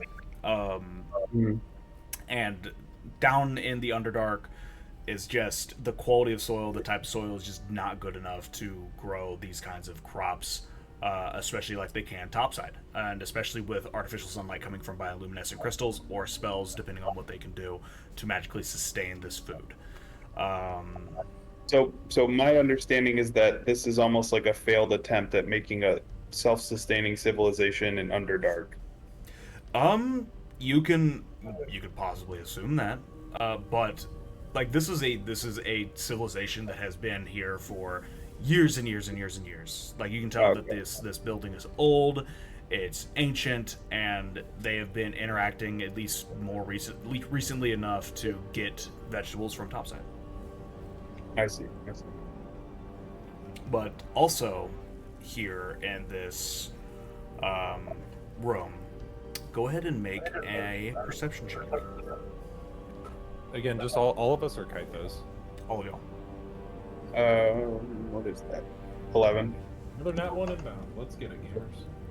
No, just an 11. I got an 11 too. So y'all see 2 dead bodies of these snake people lying kind of off of the door. Not like off the door to the other room, but just like off to the right of it, and another one kind of slumped over a pot to the left-hand side of the room. Here, allow me. I step I was gonna forward. say, yeah. Begin Roland, searching their bodies. You want to loot? Yeah, Okay. ready to loot goblin this. So I'll start with the closest one to the entrance to the room. So one, that would be the one on the left. Yes. Okay. So you go up to the one on the left, and let me pull up their loot table real quick. Bank on the booty. Right. Now again, I don't know how long it would take you to make the custom item, but all these rolls, assuming sleight of hand, will be the +4, and then I'll mentally add +5 for what I tell you. Okay. If that's easier for you, I don't know a better way. Nah, it's pretty simple. I added those other magic items before. I'll be able to add these pretty simply. And as you go to kind of like do the same thing as you've been, going down this way, is get the jewelry off some of these dead bodies. This one starts to stir, and the body starts coiling up, and the limbs slowly animate, and you were not expecting this. This snake person zombie is going to take a surprise attack on you. Now, all of y'all roll initiative as this body starts to rise up and this other body starts to rise up. Spooky. 19. We take those.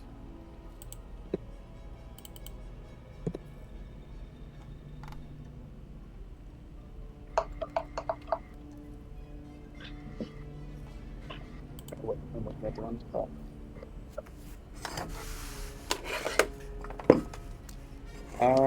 There it is. I always can't find it. I got a 6. Alrighty, let me get the initiative tracker going.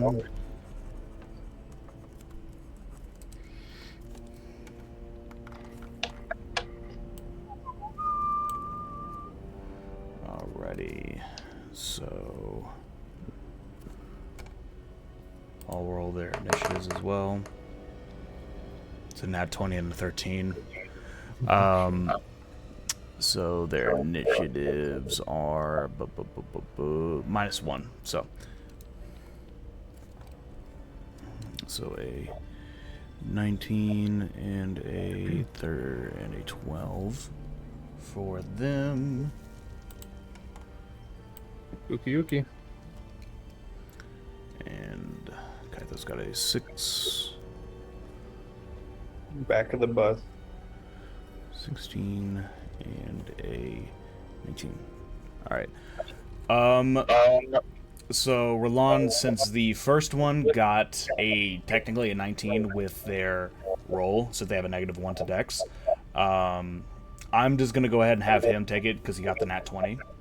Okay, yeah, that's fine. All right, so it's going to be dude 1, then Pyrite. No, then what? Then Roland. Then Pyrite. Then do 2. And then Kythos.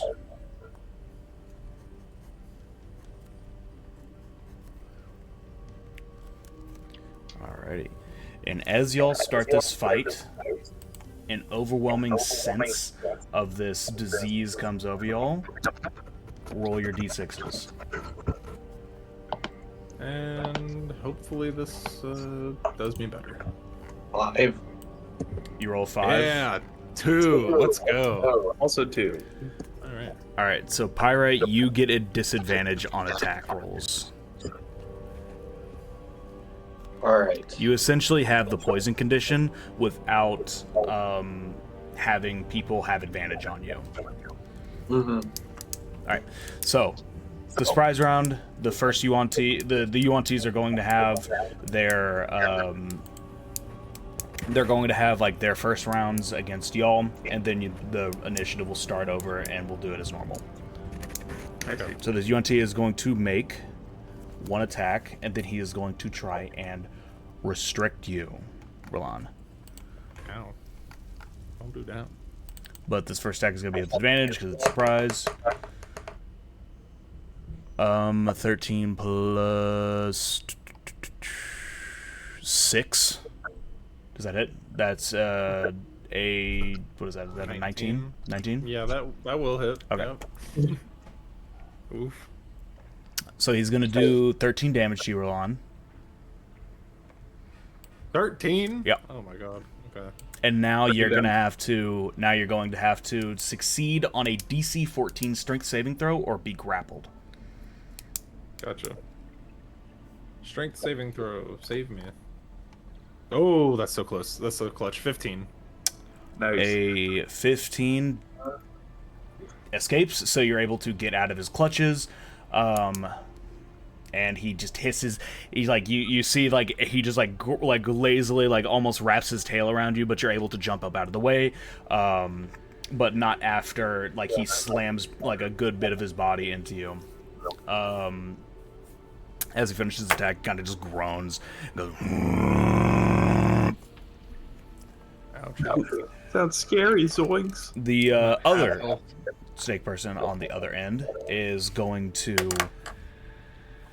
pick up a bow, kind of like hack up a loogie on the end of it, and attempt to fire it at. I'm going to roll a d6. 1, 2 is Roland, 3, 4 is Kythos, 5, 6 is Pyrite. Please don't kill me. That is going to be Roland. Alright, No. so he is also going to get advantage on this because it's a surprise round. I might need the boof soon. That's only a 13 to hit. Yeah, 13 does not hit. It matches. Alright. Oh, wait. Oh, Yep, meter beat. That's it. He hits. So he is going to do 3d6 of damage. I'll roll it.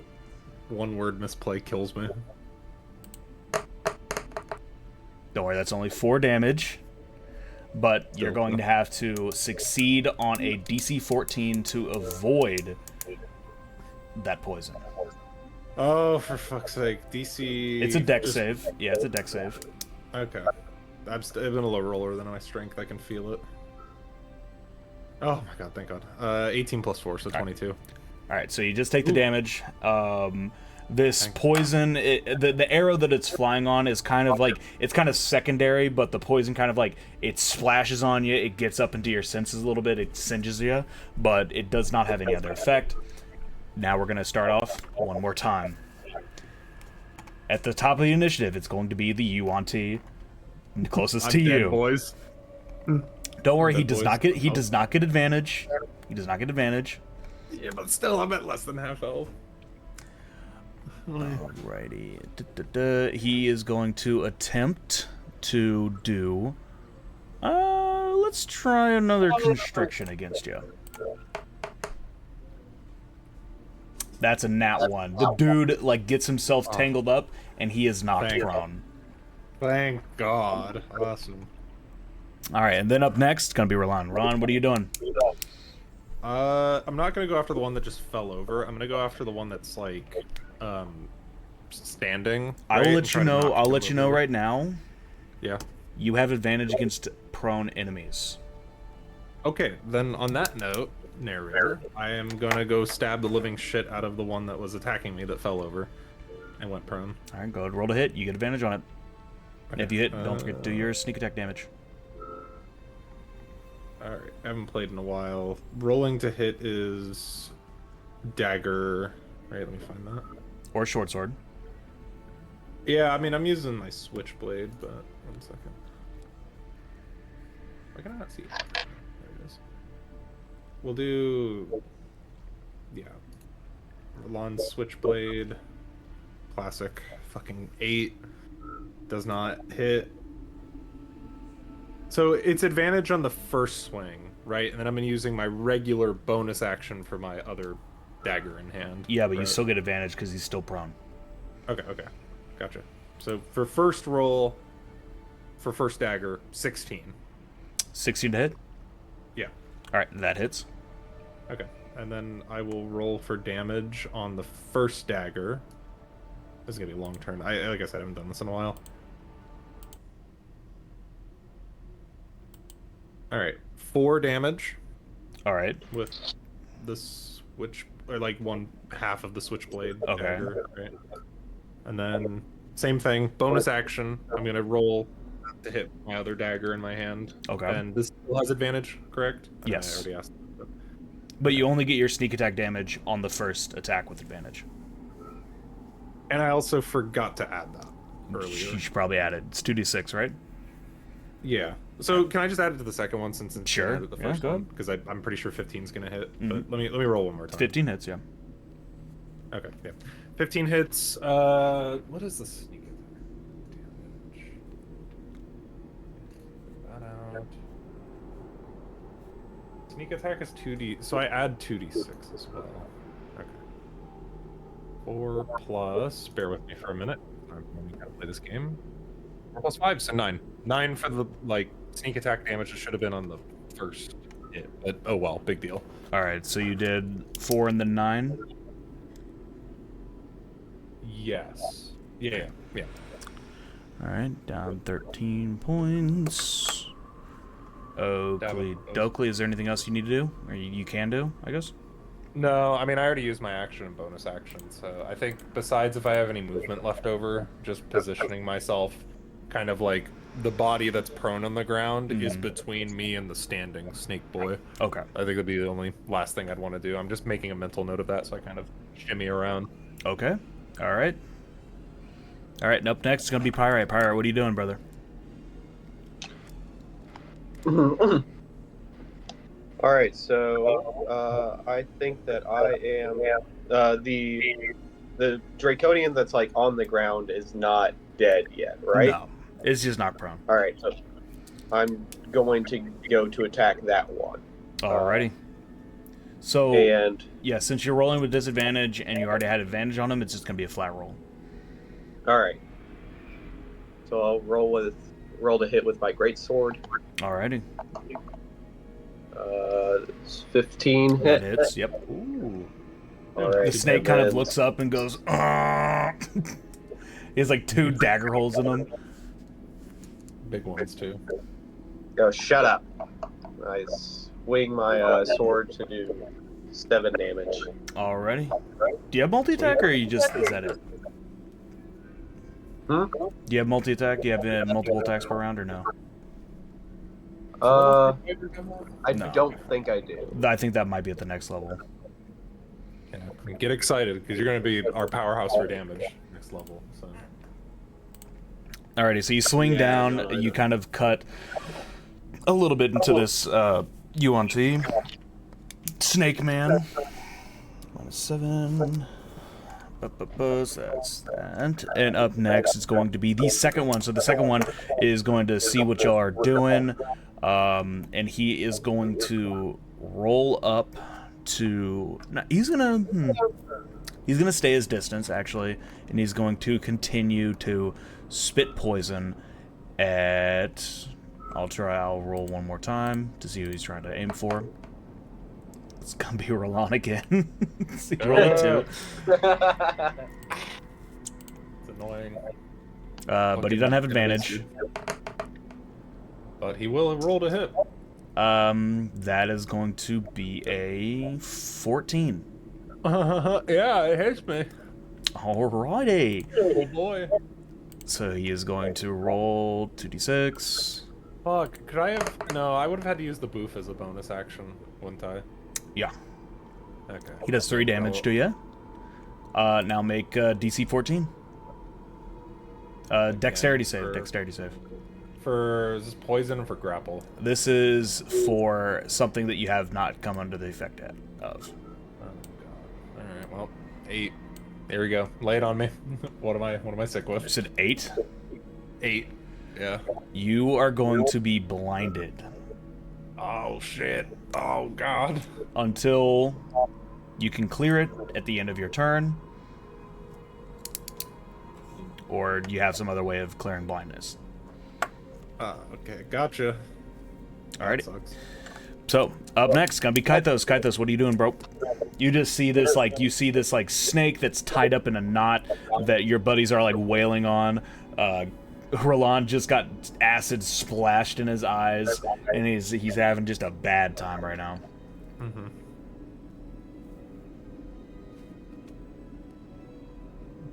Kythos? Hello. Kythos? Are you falling asleep?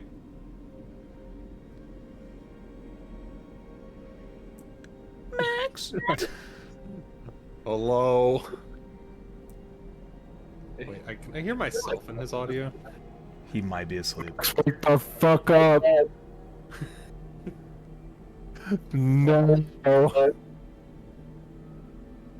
Wake Is that him up! or is that me? I No. think it's just an echo. I think it might be an echo. Let's see. Are you AFK, mofo? I'm back. We're mid-fight. Hello? Did the Sneeple get you IRL?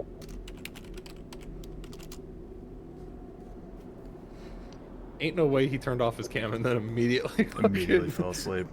Let's see. Did he post anything in chat about who you I don't think said so. that? No. Just a GIF, however long we're doing. That's me, that's the audio, I can hear myself. Yeah. Ooh, ooh, ooh, Alright. Well, come back! Can we get an air horn on that? alright. Yeah, If get Max rid of if Max doesn't wake up, we can do 2 options. I can either play as Kythos and Rosaline, and we can try and figure this out, or we can just pause here, restart the combat, and just, next week when we come back, we'll just have all the stuff. I think this doesn't seem like too big of a fight, so I think if you could just play as Kythos, that would be good, and we could finish it and then pause afterwards. I agree. I Okay. agree. Yeah. No point in redoing it after I've taken so much damage.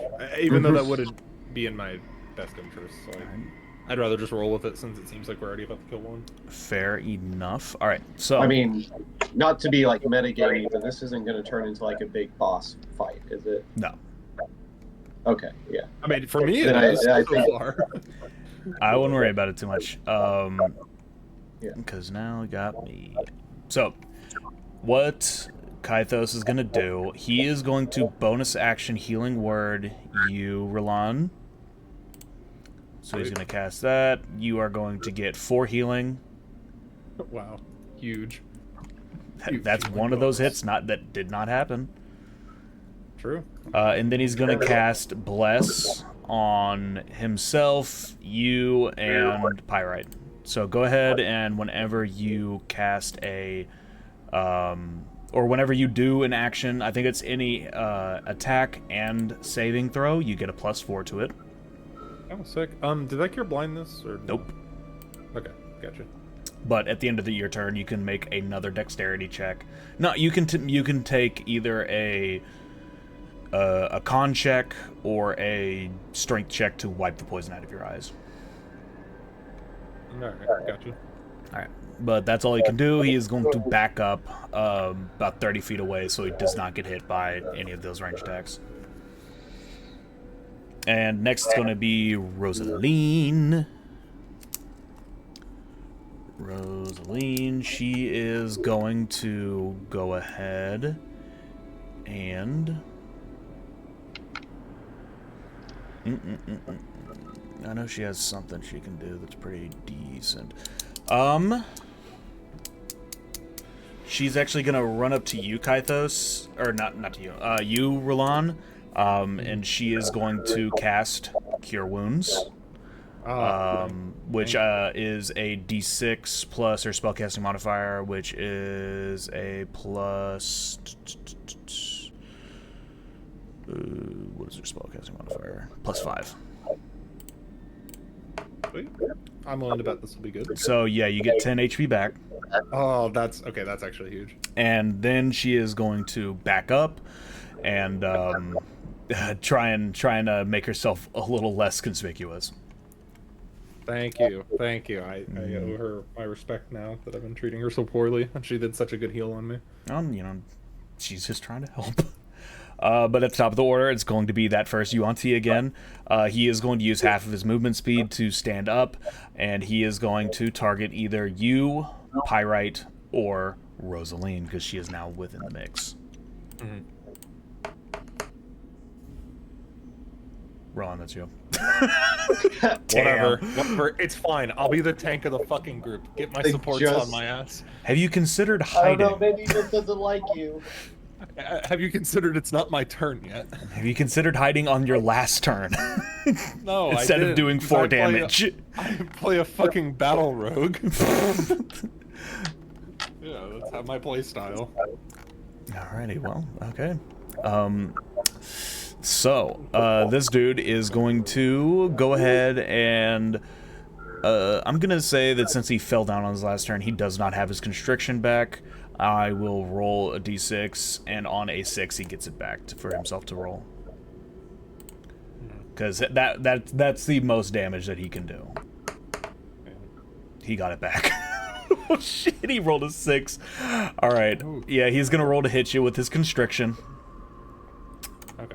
And it's going to be a +6. Oh, for fuck's sake. 18 plus 6, that is a 14. Yep. Alrighty. Unfortunately, my armor is not that good. It's gonna roll literally 2d8. every enemy we have ever fought. 6 plus 6, 6 plus 4 is going to do 10 damage, and go ahead and make a strength check, or a strength save.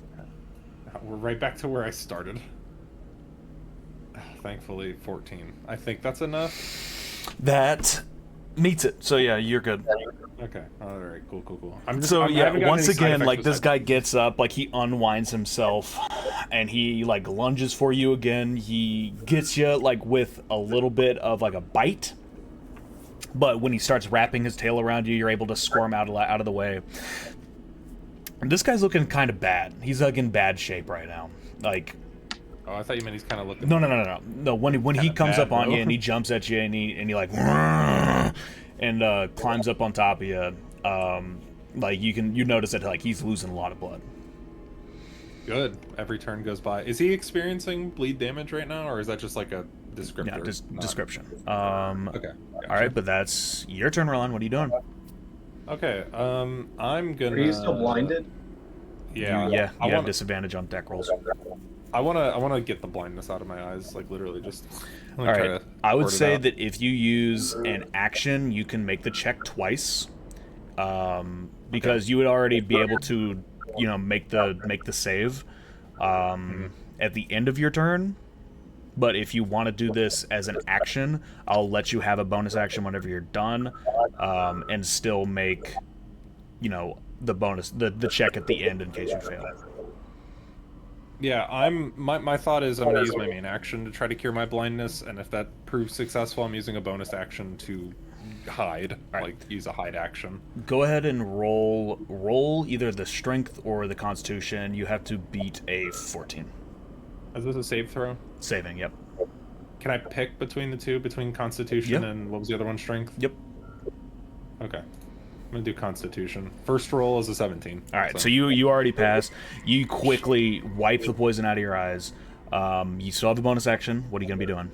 I'm gonna be hiding. Like I'm gonna run to hide in like a corner, essentially like blend in with the darkness. You know, use my dark vision that I can see again, and like make sure to get out of line of sight. So essentially, the Okay, Sneeple will lose sight of me. If you're gonna run away, you will have an opportunity attack from this zombie that's lying at your feet.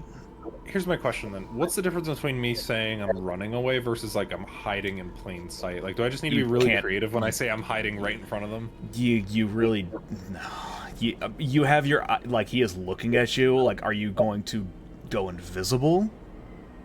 Because this is me like genuinely asking you as like a game player, right? Because I've never played a rogue on D&D. I'm just like kind of imagining it in my head. Like, if I say I'm gonna hide, but I'm like standing in this open room with a snake person right next to me, is it like Death Note rules where like I just can't do it? Where it's like, no, you can't hide. Like, you're literally in a lit room. Like, there's nowhere to run to, I would say right? that if you're in plain sight, you cannot hide, like, no matter what, unless you're invisible. Okay. You would have to, like, get behind something. You'd have to, like, describe something, like, wild that you're doing. It would depend on, like what other check I would have to have you do. Because, like, in most cases, in order to avoid an attack of opportunity, you'd have to disengage, and there's all action for that. And just tying that in with hiding is just too broken. I'm not going to do that. Yeah, so I was going to say instead, because if I can't hide, like, I know I'm, like, just getting hit like a motherfucker, but I can use in my cunning action a disengage. And I know that supersedes the opportunity attack, but now all I'm doing is just distancing myself. So Yeah. I'm going to do that, though. I'm going to disengage and then get as far away as possible on the other side of the standing snake person, so that snake person is now between myself and Pyrite. Okay. So I can kind of cross-slash attack Okay, it. so you're going to try and flank him a little bit? Yeah, just a bit. But I'm not hiding it. Okay. Like you said, you don't want it to be broken. Alright, so you, like, dodge roll out of the way, and kind of get yourself a little bit of a distance between them. Like, you're out of the mix, but you're still kind of like, you know, you're readying yourself for the next little fight. Yeah. Alright, so... Alright, after Elon, it's gonna be Pyrite. Pyrite, what you doing, bro? All right, I will. I want to attack the person who's still in front of me.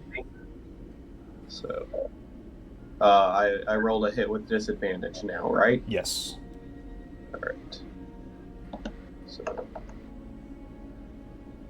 this one is 12. Next one is a nat 1, so 7. Do those hit? 7? Yeah. No. Dang. I would say as kind of like in the future down the line, if you want to take an action to, or if you want to take a round to kind of like it would both be your action, your movement, and your bonus action to just clear yourself, clear your mind. I'll have you re-roll the d6 to see if you can't land on making yourself asymptomatic. Okay, so I can do that next turn. Yes. Alright. Alright, so after Pyrite, it's going to be the other one, the ranged boy. Alright, Mr. Ranger. He is going to roll to see if he can't get his blinding thing back. Just rolled 6. He does not. So he is just going to make a regular bow and arrow attack. It's going to be a 1d8 if he lands. But it's going to be a +6 to hit. It's going to be a 16. I'm going to say that he doesn't know anyone's armor class. I didn't roll who he was going to be aiming for. Oh no. He can still hit Kythos, but since Rosaline is also in the mix, she just did something, he's going to have her in it. So it's going to be Rosaline is going to be 7 and 8. Kythos is going to be 6 and 5. Roland is going to be 4 and 3, and then 1 and 2 is going to be Roland. You change. Oh yeah, Roland, you're still going to be 1 and 2. Pyrite's going to be 3. Okay, I was about to say you changed my number, so I'd probably get it, but watch it be a 1 or 2. I'm gonna die. 5. That's Oh. going to be Kaitos. Not great, but good. But I think Kaitos has an 18 armor class. No, he's good. Okay, that's actually the best case scenario. Yeah, so like this dude like just looses an arrow real quick. Kaitos like very deftly like just like blocks it with a like a little gust of wind, and the arrow flies off. Up next is going to be Kaitos. Kaitos has something he can do.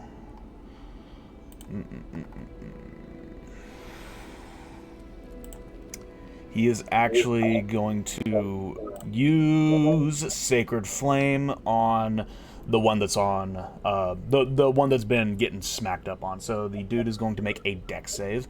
Thankfully, they are zombies and they have bad dex. So he has a -1. 15 passes. Takes no damage. You see this light come down out of the sky. Kaitos just kind of like, he casts this spell thing and he's doing some shit, and it's just like whizzes past his head.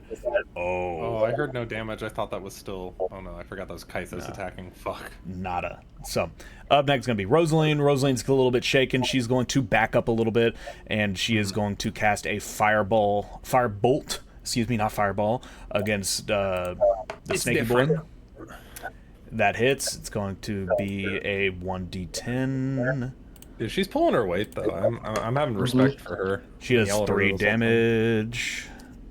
So, smacks this dude up, sizzles against his skin, some of his scales fall off. He is not looking good. Alright, so that brings us back up to the top. Guy that just got hit by the fireball bolt is going to go after one of y'all threes. He's going to go after Rosaline, so he is going to go after the person that launched that firebolt at him. He's going to snarl and lunge at her. He is going to roll to hit against her. 7 plus 6. That is only going to be a 13. A 13 is not going to go past her armor class. She has a 14. So she's able. Does this random villager have a better armor class than me? She has studded She came leather. prepared. Yeah, she has studded leather armar. Fuck that. Oh, I need to get better armor at the next store we see. You didn't bring your big. You didn't bring your big backpack. Yeah. Is that? Did I not? I guess yeah, we did leave that. But my You backpack guys doesn't have your influence stuff. my armor. Thematically, they're always like quote unquote backpacks on y'all. But like, you know, Yeah, it's just No, I she's always just have light over-prepared. on. yeah, she's just No, I super prepared. The dude Yes. takes a bite into like her bedroll. She turns around, screams, and the dude bites into her backpack. It's like, see, it never hurts to be prepared. Oh my god, I know she healed me for 10, but oh my god. Oh, wait. No, I'm not doing it. I'm not wasting your time. I was gonna say, should I roll like a charisma roll when she makes that comment mid-fight? Also, the dude does not. Yeah, you'd roll with disadvantage anyways. Dude does not get his. I want to conscription yell out. I want to yell as like, "Wow! It's as though you're stronger than Roland." Well, you know, if I didn't heal him, he might be dead. So let's not speculate about all this right now. I send Iroh's middle finger all the way from like my corner of the cave. All right, as you send that middle finger, it is going to be your turn, Roland. All right. I don't have Rosalie. There you go. That's how you spell her name now.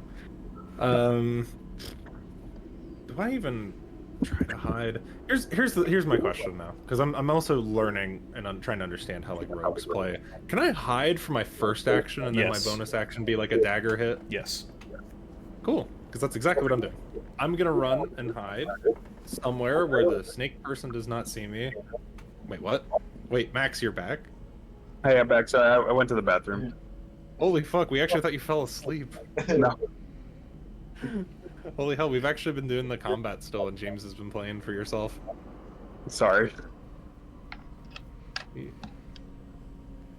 Alright. So, anyways, on that note, I'm gonna hide, and then use the bonus action to try to attack with like my left-handed dagger.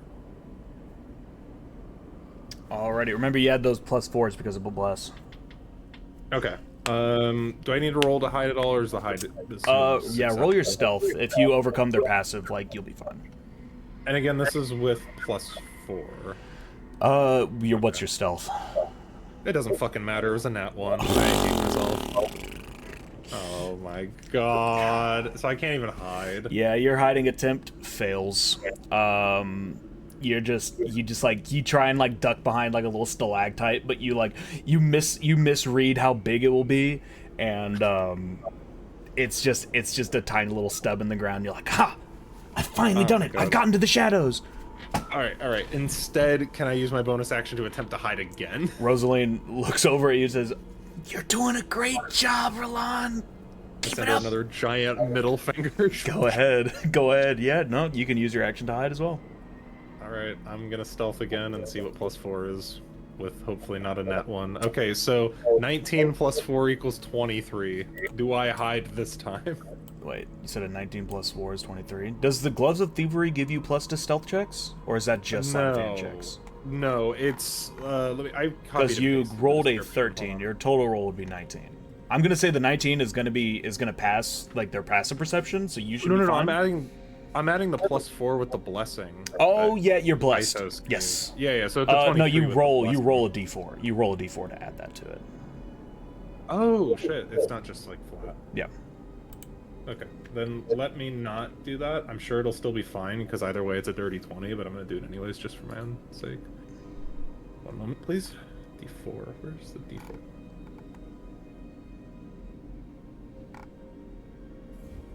So yeah, I mean it's dirty 20. Okay, yeah. So you successfully, after first attempting to hide behind the stalactite, you look over and there's a much bigger, like Roland-shaped stalactite, or stalagmite, excuse me, that's right next to it, and you hide behind that. Like a Undertale shaped lamp. Yeah, pretty much. That fits my shape perfectly. Awesome. All right. So Pyrite, what you gonna be doing, bro? Remember, you have the opportunity to re-roll, see if you can't get something else. Alright, yeah, I'm going to try to recompose myself. I'm going to re-roll the d6 and see if I either can't be asymptomatic or traded for another symptom. Gotcha. Alright, asymptomatic. You're asymptomatic, so you're good. There you But, like, can't move, can't do anything. That's the end of your turn. Up next, going to be the other UNT. He is going to roll to see if he gets his poison spit back. He does not. He is going to attempt to make another arrow against... Let's see who he hits. 7. He's going after Rosaline. Sorry, Rosie. She has 14. He has plus, I think 5 or 6. Let me double check. It's +5. Yeah, that hits. So he is going to roll a d8. No, it's a hold up. A d6 plus 5. Ooh, he does 10 damage to her. Lad. This arrow like slings through the air and slams right into Rosaline, and she takes 10 chunkin' damage, and she like falls back and stumbles a little bit. Like, I should have worn my backpack in my front. Unfortunate. Alrighty. Who has the boom? Who I would do. be able to like Ron does. heal? I do, but the problem is I'm hiding now, so I don't want to like unhide just to heal her. So just get you in my. Maybe you could mentality. like toss it to her or something. Yeah, probably. We'll see. We'll see how my turn goes. Alright, up next, it's gonna be Kythos. No, Kythos, I what you hate doing? her. I want her to die. Honest, She's for like, real, I don't no, want to die. I just wanted to water plants. for real, no metagame. Like, just to get into put you in my headspace. Like, I'm not gonna try to go heal her because if she dies, I'm just looting her ass. So. Oh my god. I'm feeling a guy. Roland, she's our scapegoat. That's who we're gonna blame if we can't solve things. Okay, well, she's dead. It doesn't matter. I don't say this out loud. Again, this is just into my thoughts. I am We'll feeling. see when my turn comes along. I'm feeling a guiding bolt coming along. Now that you're conscious. Now that I am conscious. Oh dear God. Alrighty, who are you attacking? There's two Yuan-Ti. There's one that looks pretty fucked up that Roland and Pyrite are attacking, and one that's kind of poking people with arrows. Let's do the archer. Alrighty, go ahead and roll to hit with your guiding bolt, bro. 13. Is that a 13 raw or a 13 plus anything? 8 plus 5. A 13, I think, hits. Let me see what their AC. I think their AC is 12. Yeah, their AC is 12. Yeah, no, that hits. And plus you would get a +4 to hit anyways because you blessed yourself. So yeah, go ahead and roll your, what, 46? Yeah, roll 46. And yeah, these are zombies, so yeah, it's double damage with Radiant. 15. 15 damage straight up. 2 plus 2 plus 6 plus 5. Damn. Damn. Immediate. Okay, and against undead, like I kind of word it that like Radiant does extra damage against undead, and Necrotic does it eliminates, if you get downed with necrotic damage, you lose an automatic death save if you get downed. Okay. Alright, so that's 30 damage straight off the rip. Is that correct? I also shout in Draconic, take this, motherfuckers. So they definitely, the dude who's been shooting his arrows definitely takes it, motherfucker, and he blows the fuck up, like inside, like he gets hit by this guiding bolt, and like radiant energy like erupts from his mouth and eyes, and it looks like as if he's being electroshocked from the inside out, and he slumps over, dead. Wait, is Guiding Bolt radiant? That's radiant. I thought it was like just electric. Mm-mm. Oh, I had no idea. Yeah, no, you're right. 46 radiant damage, damn. Alright, so This moment was foreshadowed. Rosaline cannot back up right now because she's currently cornered. She is going to attempt to... she's going to have to use her sword, I think. Oh, let me go down on my spell squares. Alright, she's actually going to use Enhanced Defense on herself real quick to give herself a +1 to her AC. And she's going to attempt to use a dagger attack.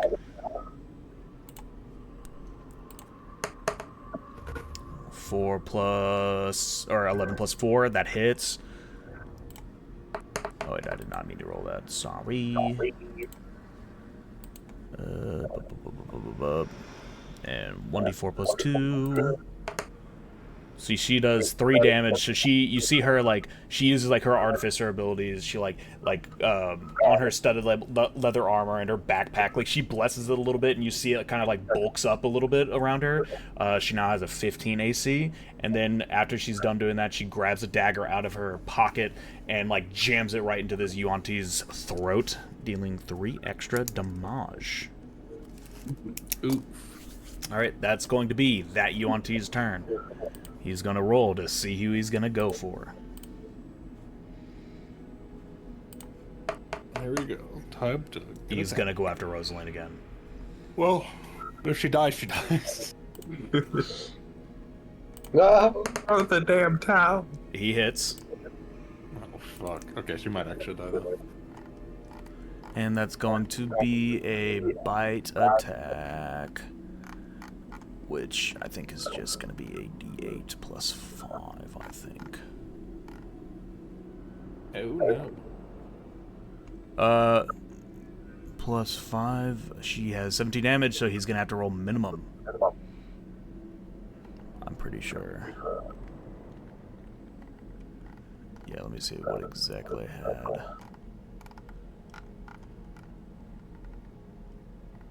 For that, blah, blah, blah, blah.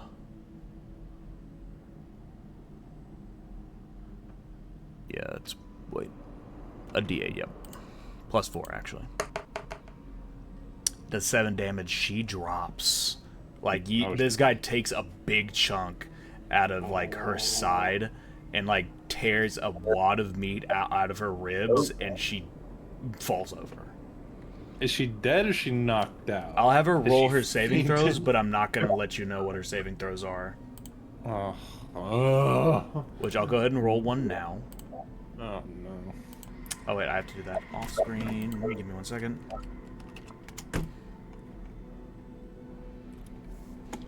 Okay. You did. When I see her Alrighty. drop, I yell, I was like, the boof! We need to give her the boof! She's unresponsive. Alright, after that, it's gonna be Roland. Of course, it's my turn now. Oh, okay. From hiding, I want to do. Okay, hold on. Who's closest to Rosalie right now? Is it me? I would say Or- she's like kind of in a triangle between you and Pyrite. Okay.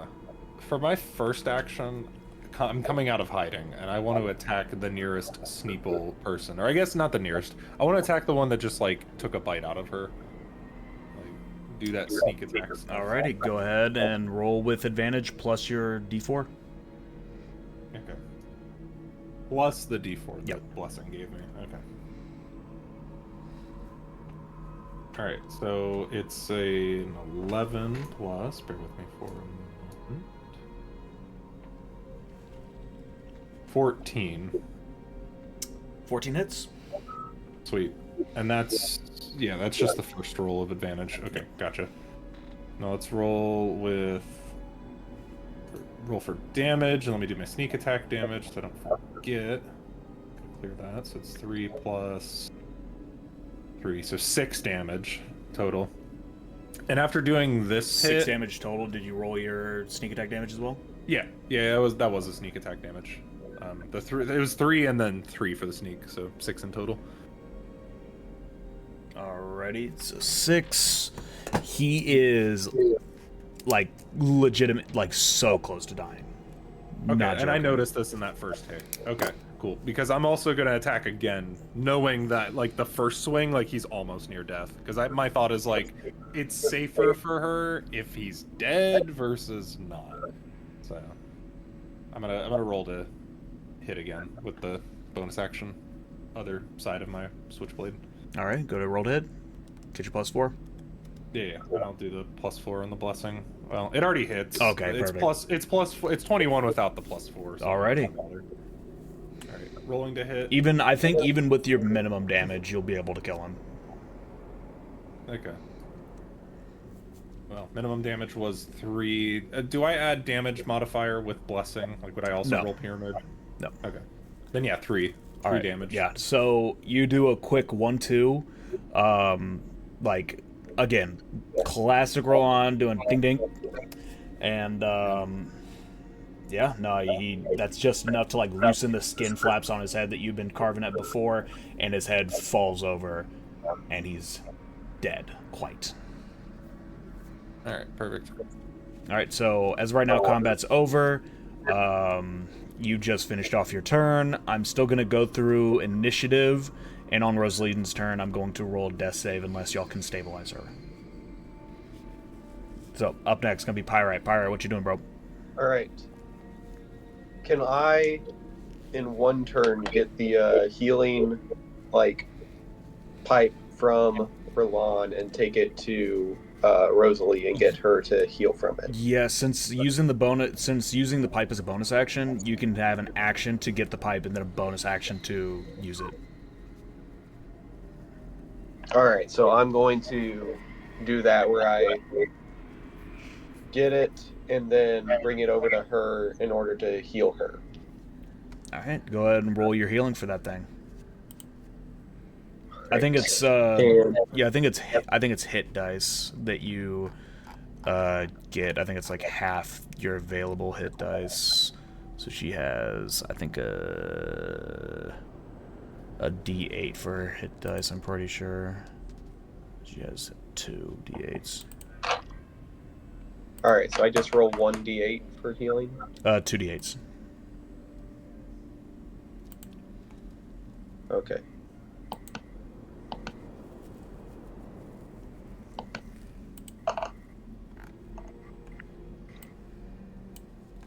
All right, so she pops back up with 88 HP. Whew, that was a close one. So she has 8 HP. You breathe this this white smoke that smells slightly like mint into her nostrils, like her like gasping for breath.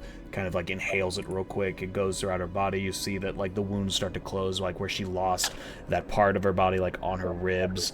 Like the smoke starts seeping through the holes, like in her, her lungs, and slowly starts to seal her up from the inside out. Good. She gasps up to. She puts her hand on your cheek, Pyrite, and says, "Thanks.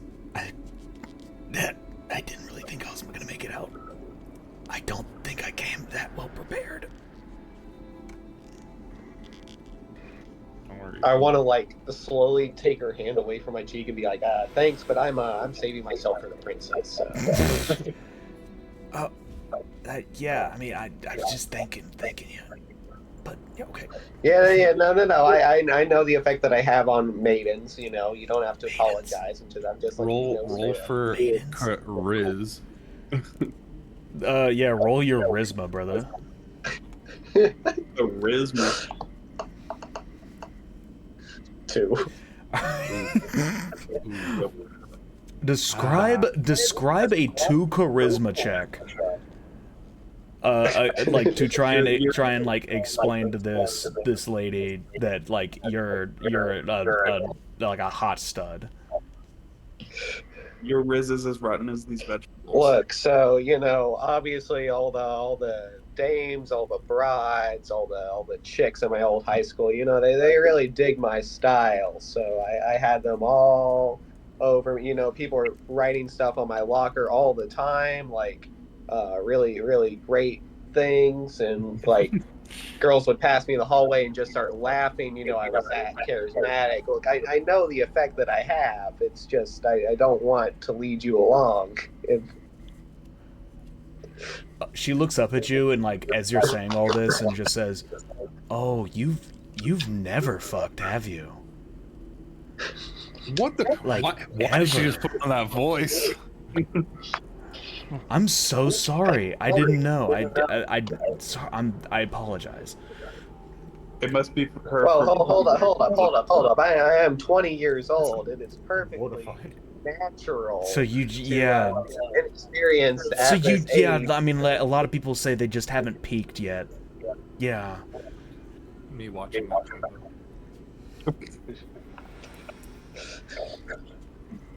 Okay. No, that makes sense. Yeah, you just haven't gotten there yet. You haven't found the right one. Right. Of course. Yeah. It's you don't throw precious metals around everywhere you see them. You gotta. Yeah, save especially them if you for, don't have like, any to throw around. That's true. No. What? Wait, who's saving who? Okay. I'm joking. I'm joshing you. You seem like a really nice I guy. will suck that smoke right out of your body and leave you to die. Whoa. You're starting to sound like me. Roland is rubbing off on Pyrite. All right, but as you guys kind of like wind down, I think that will be a good time to conclude this session, and we'll finish off the rest of this temple next week. The rest of this spire. It's a temple. It's a ziggurat.